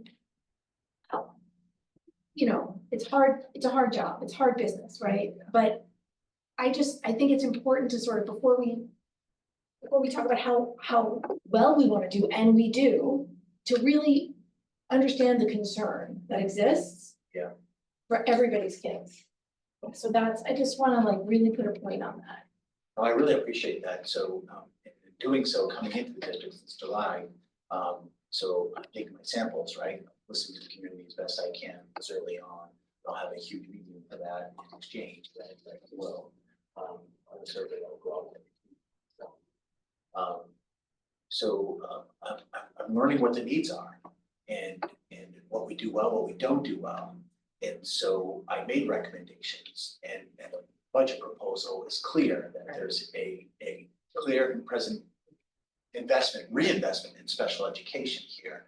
And so in concert with the reinvestment of special education to address the compliance, I'm also taking our time to build teams, clinical teams moving forward so that we are in compliance with student needs. We have a collaborative effort going in on, so we're teaming up our great professionals that we have here. And we're teaming up so that we can put them in high leverage places, so that we get to those compliance. And then we move into accelerating that learning for kids, right? We don't want to just aim for compliance, but I hear the concern. Yeah, we just wanna be there. And so that's what it's hard to do overnight. all of that overnight, right? Whatever. So I'm learning, right, for year one, you They gotta have- learn, plan, and then you fit that into the budget, and then you make adjustments along the way. And I can predict that there are gonna be some adjustments that are gonna be along the way. I think we should talk more about that as that happens going Yeah. forward. Absolutely. You know, like every couple of school committee meetings or something, like if you're recognizing something, keep us informed. Because we're the ones that speak to the public, we're the ones that hear it, they complain to us and we want to help and we have our limitations about, you know, crossing the line and being able to dictate what the schools do, you know, where that there's no gray area of managing the district, you know, we can only ask and so I think we need more information about this topic It's all on a about building regular systems. basis. Talk about it more, yeah. It's all about building systems, it's all about Right. talking about it, so it's building systems rather than just one-off situations. Throwing staff, if you will, whether it's paraprofessionals, RPTs, or special education teachers, over here, over there, just chasing them in a reactive way. It's building systems so that all the pieces understand how they work together, including general ed practitioners and special education practitioners and related services. How do they all work together, right? So that we're working effectively, and then second to that, efficiently. And that's what we're doing, that's what we're building here, and that's what we'll address those compliance issues with implementing the IEP, accelerated. Just to be clear, when we talk about systems, it's like, it's how people are working together. That's what a system is. Okay, and they know what's expected of them, they know what the goals are, they know what the purpose is, but that's all clear. And so they're handing off responsibility to each other, they're supporting each other, that sort of stuff. And they're human-based systems, but that, rather than individuals all working just in a silo, and trying to do the best they possibly can, and go really, really fast and work really hard, as opposed to relying on each person to do their specific job and do it well, in a sort of more of a team approach, a system team approach, but that's you know, that's the one way of explaining it, but really it's making sure that folks are doing their specific role really well, because to get, especially education, for example, the general education teacher role knows what their role is, support special education students. The special education teacher knows what their role is, support special education students. They're doing that together. Okay, in the inclusion of cohesion teaching model. The adjustment counselor knows what their role is to support a specific program. Okay, they're doing that well. They know how they need to work with the psychologist or the special education teacher, or related services on supporting the teacher, that's student or students. And so having that clarity, having those responsibilities laid out very well and very clearly allows each person to do their job better, but also allows them to work together in a way that adds up to more than just individual work on their own. That's what we mean by systems. It's just that folks working together in a way that's really clear to them and clear to each other. That's why I can't wait, right? I can't wait. We have to make steps. Yes, we can't do it all at once, right? It's gonna be incremental, but I can't wait. There's too much at stake. How did the training go on the with the teachers? Pretty well. Yeah. Yeah. Accepted? Got some good feedback. Yeah. Participation. And then also, we'll be, Mike and Pascal will be working with folks to understand how we do even better. Yeah, I actually wrote down, as Melissa was speaking, program design, like, it sounded like a good idea to me to get kind of either through Ben or you coming to us directly, kind of hear, hey, how's that working out, so an occasional update for us might be just a good way to put people at ease. Global descriptions, of course, so we won't talk about individual students, but yes. but Yeah. Right. Absolutely. One thing we like to do is educate the committee on whether it's curriculum, or social emotional mental health support of students. This is another place to help you understand the programs. Yeah. You know, And how- hear what's working and what might not be working, or where the struggle is in implementation, you know. Because we can shift money around or try to save for more.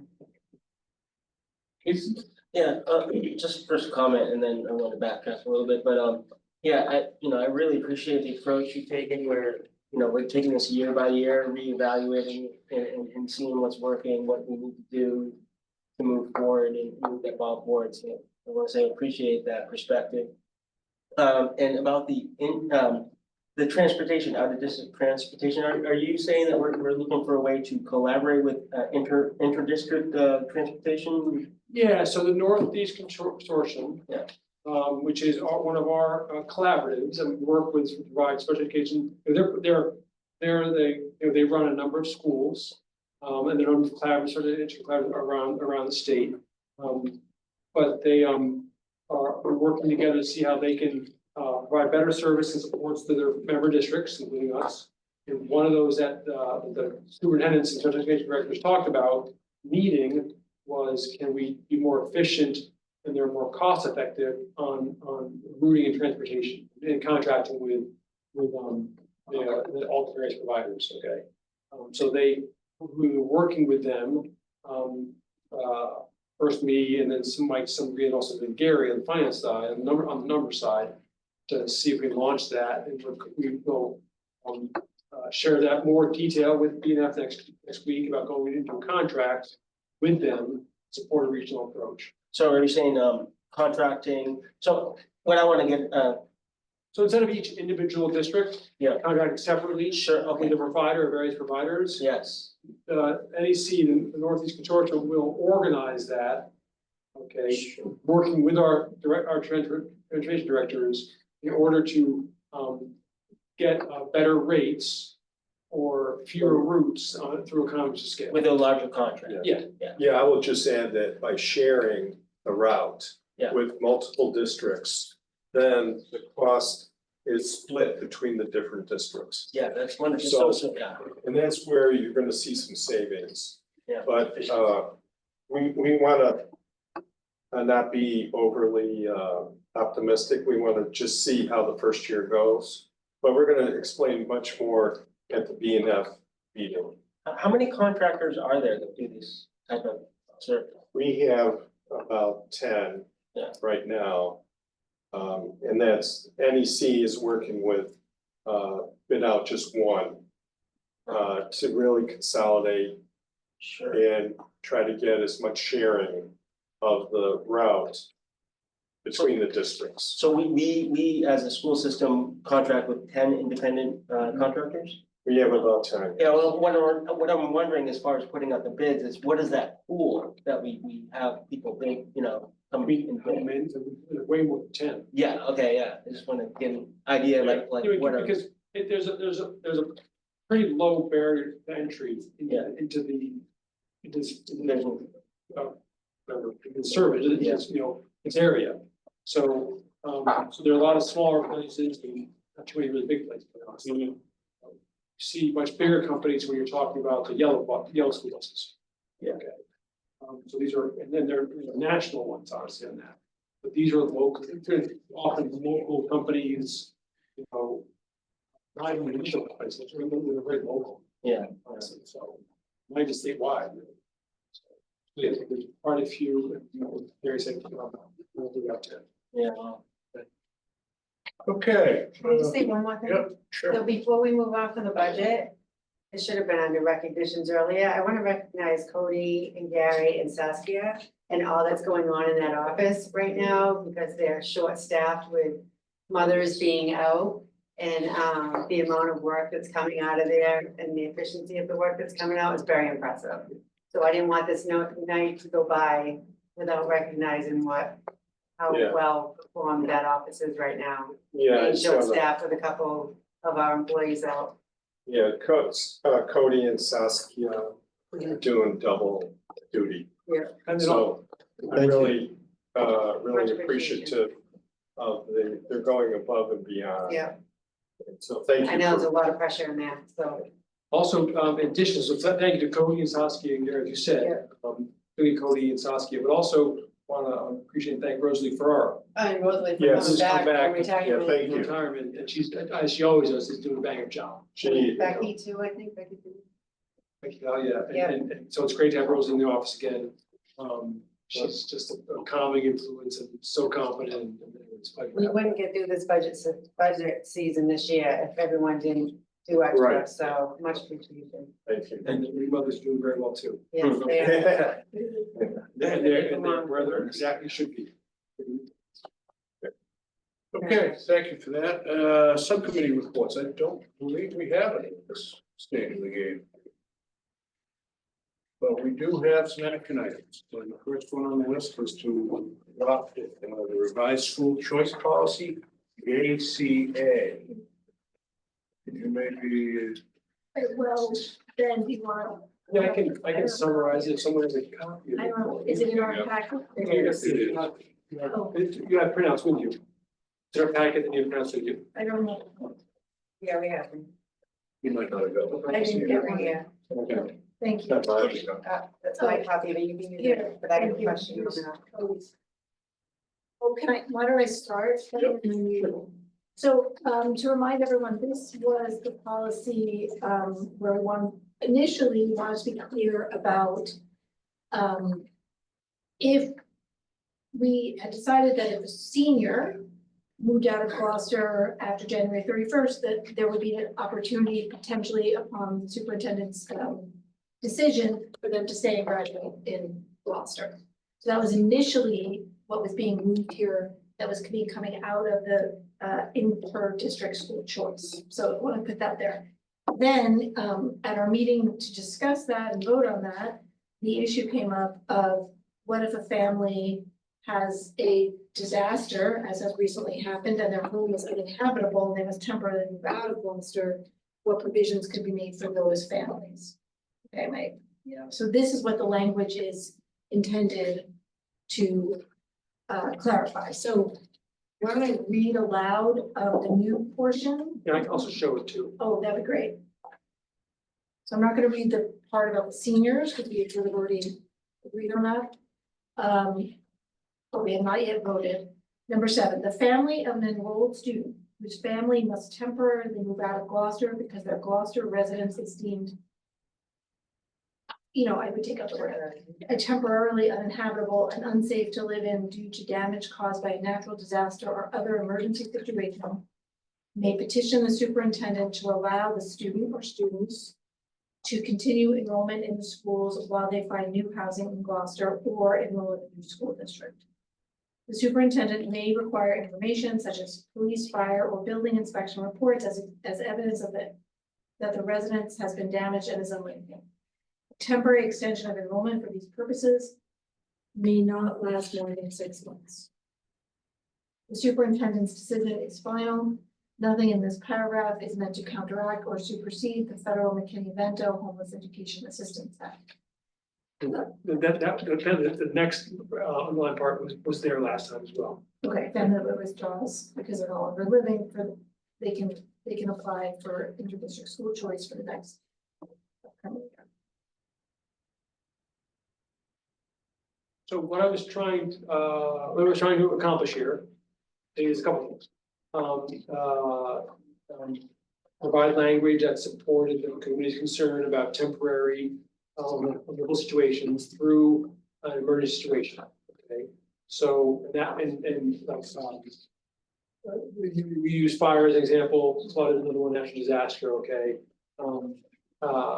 this is different than our families face many different circumstances that force them to change living situations or move out of the city. Okay, you do need to be very conscious of and careful of families that have moved out but continue to enroll. Okay, and there are situations in Gloucester and all communities like this. Okay, and that's a very difficult situation to be in. That we're put in more times a year. And we are required by law to tell those families to enroll in the district that they're not getting. So we want to sort of try this balance between situations that are temporary and that like these can be, and ones that because of let's use the word disaster, it's hard to kind of sort of characterize it. That has temporarily made a situation unlivable, but and because of that, they moved out of the district or moved to if they're an elementary student moved into a different school zone. Okay, but we do need to make these temporary, because if it's longer lasting, then it's right and appropriate and legal for folks to by law need to enroll where they move to. So just that's the intent of the language you see before you. To recognize something that can be very difficult for families, but also try to balance that with the requirements of the law for folks to be enrolled. 6 months. I'd like to offer an amendment to that amount of time, and simply because fire happens in October, 6 months later, they have to leave in the middle of the school year. I understand how 6 months can be beneficial if there's less than 6 months less in the school year, but I would like the student to have the opportunity to complete the school year. So it might be 8 months or 9 months, depending on when the natural disaster happens. I think there should be language in there that allows a student to stay through that school year and then become a school choice student if they want to not come back. We're not really in the discussion part. The motion has been made, and you're discussing which is the one we can use. If you want me to respond to that? I mean, it would be helpful. I don't think you need a motion to talk. No. Yeah. I don't. Usually when. You made an amendment, you said it. When we have, no, Not an what I'm amendment, not saying an is, amendment to the motion, an amendment to what. typically, once a forward. motion's made and you're discussing it, I step back and you discuss it Yeah, yourself, but I don't think we're there. No, I want to hear from Yeah, like, okay. you on. It's I mean, hard. maybe you have an evaluation. Yeah, I put that in there, on purpose, and the reason for putting it in there is at what point, if you're moved out of the district, does it become, you should enroll in that district? I just think it's an important question to consider, because at this point, it's actually better for the student to be going to school where they're living. Okay, so again, 6 months isn't a magic number, but that's the consideration, that's what I was thinking about putting it there. Yeah, I agree. Was, should at that point, the family consider or be required to make that investment in where they are? Right. Because how long is? But what if they don't want to stay? So I'm thinking of the natural disaster only, right? Yeah. That family, fire, flood, something happens in Gloucester, I deal with evictions all the time, and there's a lot of housing that goes back, right? They have to find a new home. Very difficult to find apartments in Gloucester. They moved to Rockport, Essex temporarily with the intention of coming back to Gloucester to find an apartment. No, I'm sorry, So, this is very For clear, that this is not situation. evictions. No, I know, I Okay, mean. but you said the word. you said Well, I mean eviction happen all the evictions time. because people are out because their houses are inhabitable. So to me, that's falls under emergency. It's not happening where it's gonna impact ours. This policy, talking about a situation where they're forced to move out. Not because of non-payment of rent, not because of any other reason, but their house isn't habitable. And they can't find an apartment in Gloucester, so they're temporarily living somewhere else. I think the student should be able to finish the school year. I And think, if their intention is to come back to Gloucester. if you say uninhabitable, okay? Due to a natural disaster. Okay, I want to be clear, because we Yep. have to be crystal clear here, because there are lots of reasons when folks are evicted or a dwelling becomes uninhabitable. I'm not saying add evictions to this No, I know, language. but also there's other reasons that a dwelling becomes uninhabitable. Okay, not because of a natural disaster or say a fire. I don't think what the committee was saying, I didn't say it was for the myriad purposes, myriad reasons rather, that the housing becomes uninhabitable. Can be very broad. And I don't, and so as long as the committee, this is trying to narrow it to these circumstances, which are sort of emergency situations. So if the apartment was deemed unexpectedly to be filled with mold and it was making their tenants sick and they have to move out, forced to move out because they can't live there, have to find an apartment with the intention of staying in Gloucester. I'm just saying that school year, not 6 months. But that's, I don't necessarily disagree with you, I'm just saying that That would be a rewriting of this to incorporate that. Necessarily, because it says, I mean, this is natural disaster type stuff. So what I didn't, a fire is not a natural disaster. No. This Right. came about because for minor support, that's a big example here, okay? And that's an example of fire happens, not frequent, it's not infrequent, okay? So, but I don't know how to say or fire, I could say or fire. it comes out of emergency situation. So I'm saying is, emergency situation was the best thing I come up with is to cover fire. Okay, but emergency situation may be too broad. Okay, if we're interpreting it to be mold and other things, that's too broad, honestly. Because then it can be so many things, and it becomes very difficult for us to manage it. Broader it becomes. I don't think it happens enough, that's gonna be a problem. I don't know, I don't know how often it happens. I have what I'm feeling is like, I totally understand what you're saying. And have compassion for that. And I'm trying to figure out the line, right? The line between, I mean, I don't know what the law is on this, but it feels like it is true. Unfortunately, people have to leave homes for all sorts of reasons. I'm sure that happens in every place, in every municipality, right? There's emergencies, there's disasters, I mean, and I don't know how we parse that. And I also understand the desire to keep kids able to go to their schools. It may be that they can't even get it, right? Because they're no longer, I'm just trying to, I know what you're saying by the months. 9 months, 6 to 9. But I want to understand from you, Ben, it just feels like, there's sort of a balance that we have to reach here that we're not reaching yet. I think there's the situation that could communicate was fire, okay? Maybe I should just put that in and left it that, okay? I certainly can, okay? We certainly can, okay? It's something that's out of the sort of landlord, control, out of the control of the landlord, owner of the property. Owner of the property, I should say, because there are people owning or they're renting, right? So outside of control of the owner of the property. Something like cleanliness, is not out of control, okay? I wouldn't say that you would use this for cleanliness. Well, but. What I always ask for a policy is clarity.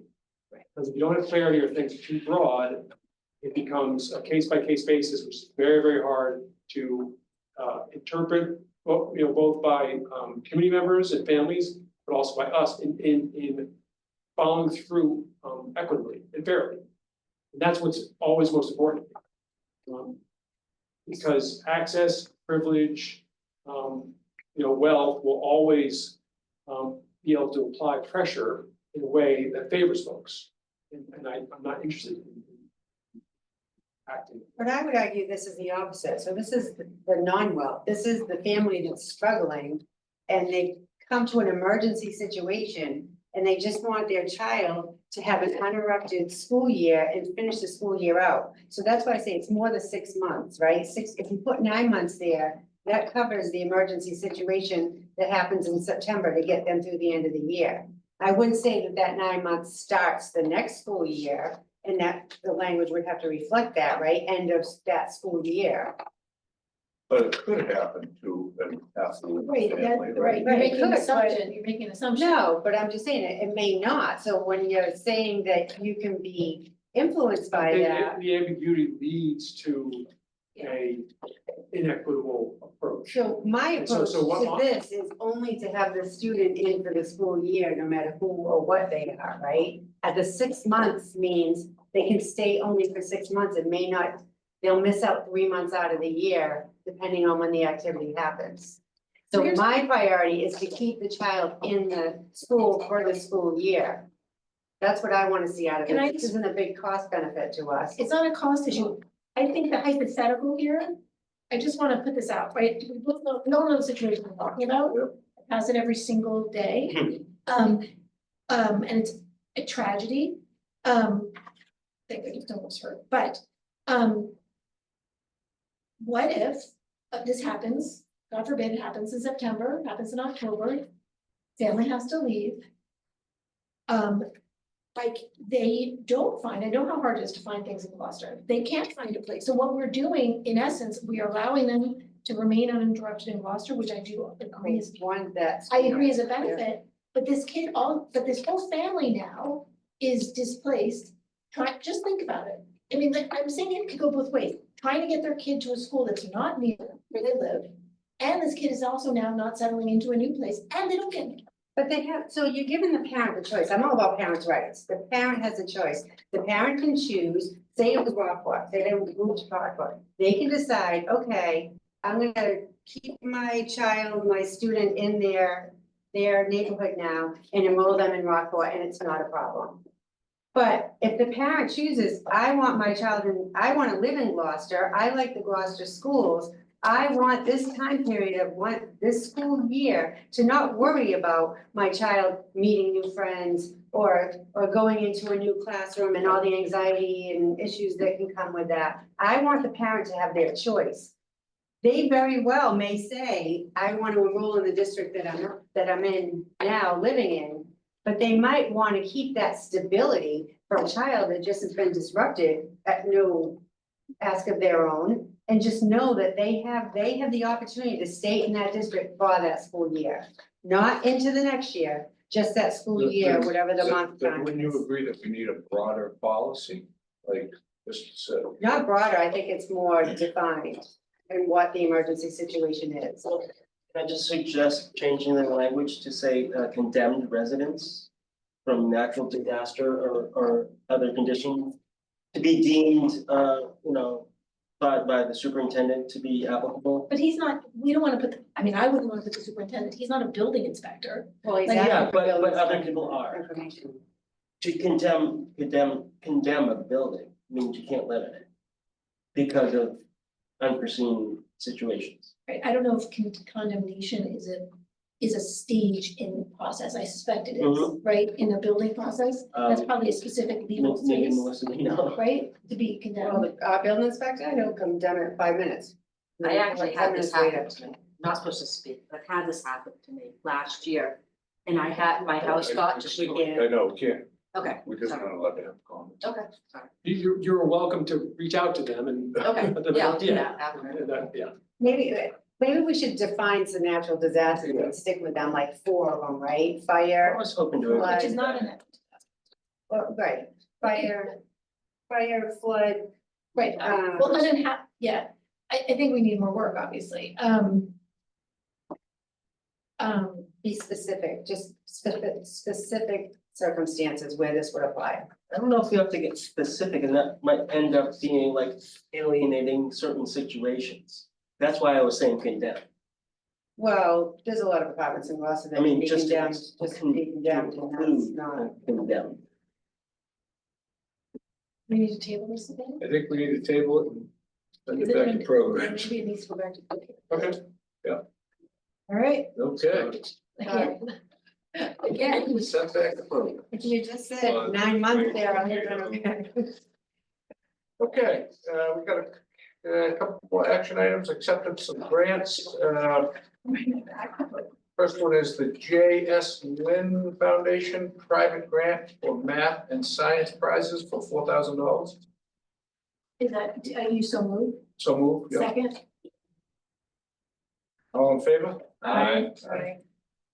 And the second, to authorize up to $3,000 to carry forward funds from O'Malley student activities DC trip account to be used for other local field trip expenses for the eighth graders who are not participating in the DC trip. I so move. Can we get information on that? Yeah, so there's also a request from Mike Tice in your packet, and that was me. So, and then Victoria, you had to help me out on this. There's dollars in the O'Malley student activities account to suit the DC trip account, specific student activities account. The DC trip, okay? That has, has a excess at the end of the year, typically some, okay? They carry over some dollars here. Every year, a number of students do not go on the DC trip. either because their families choose not to, or they choose not to, or the school decides they shouldn't go, okay? And so what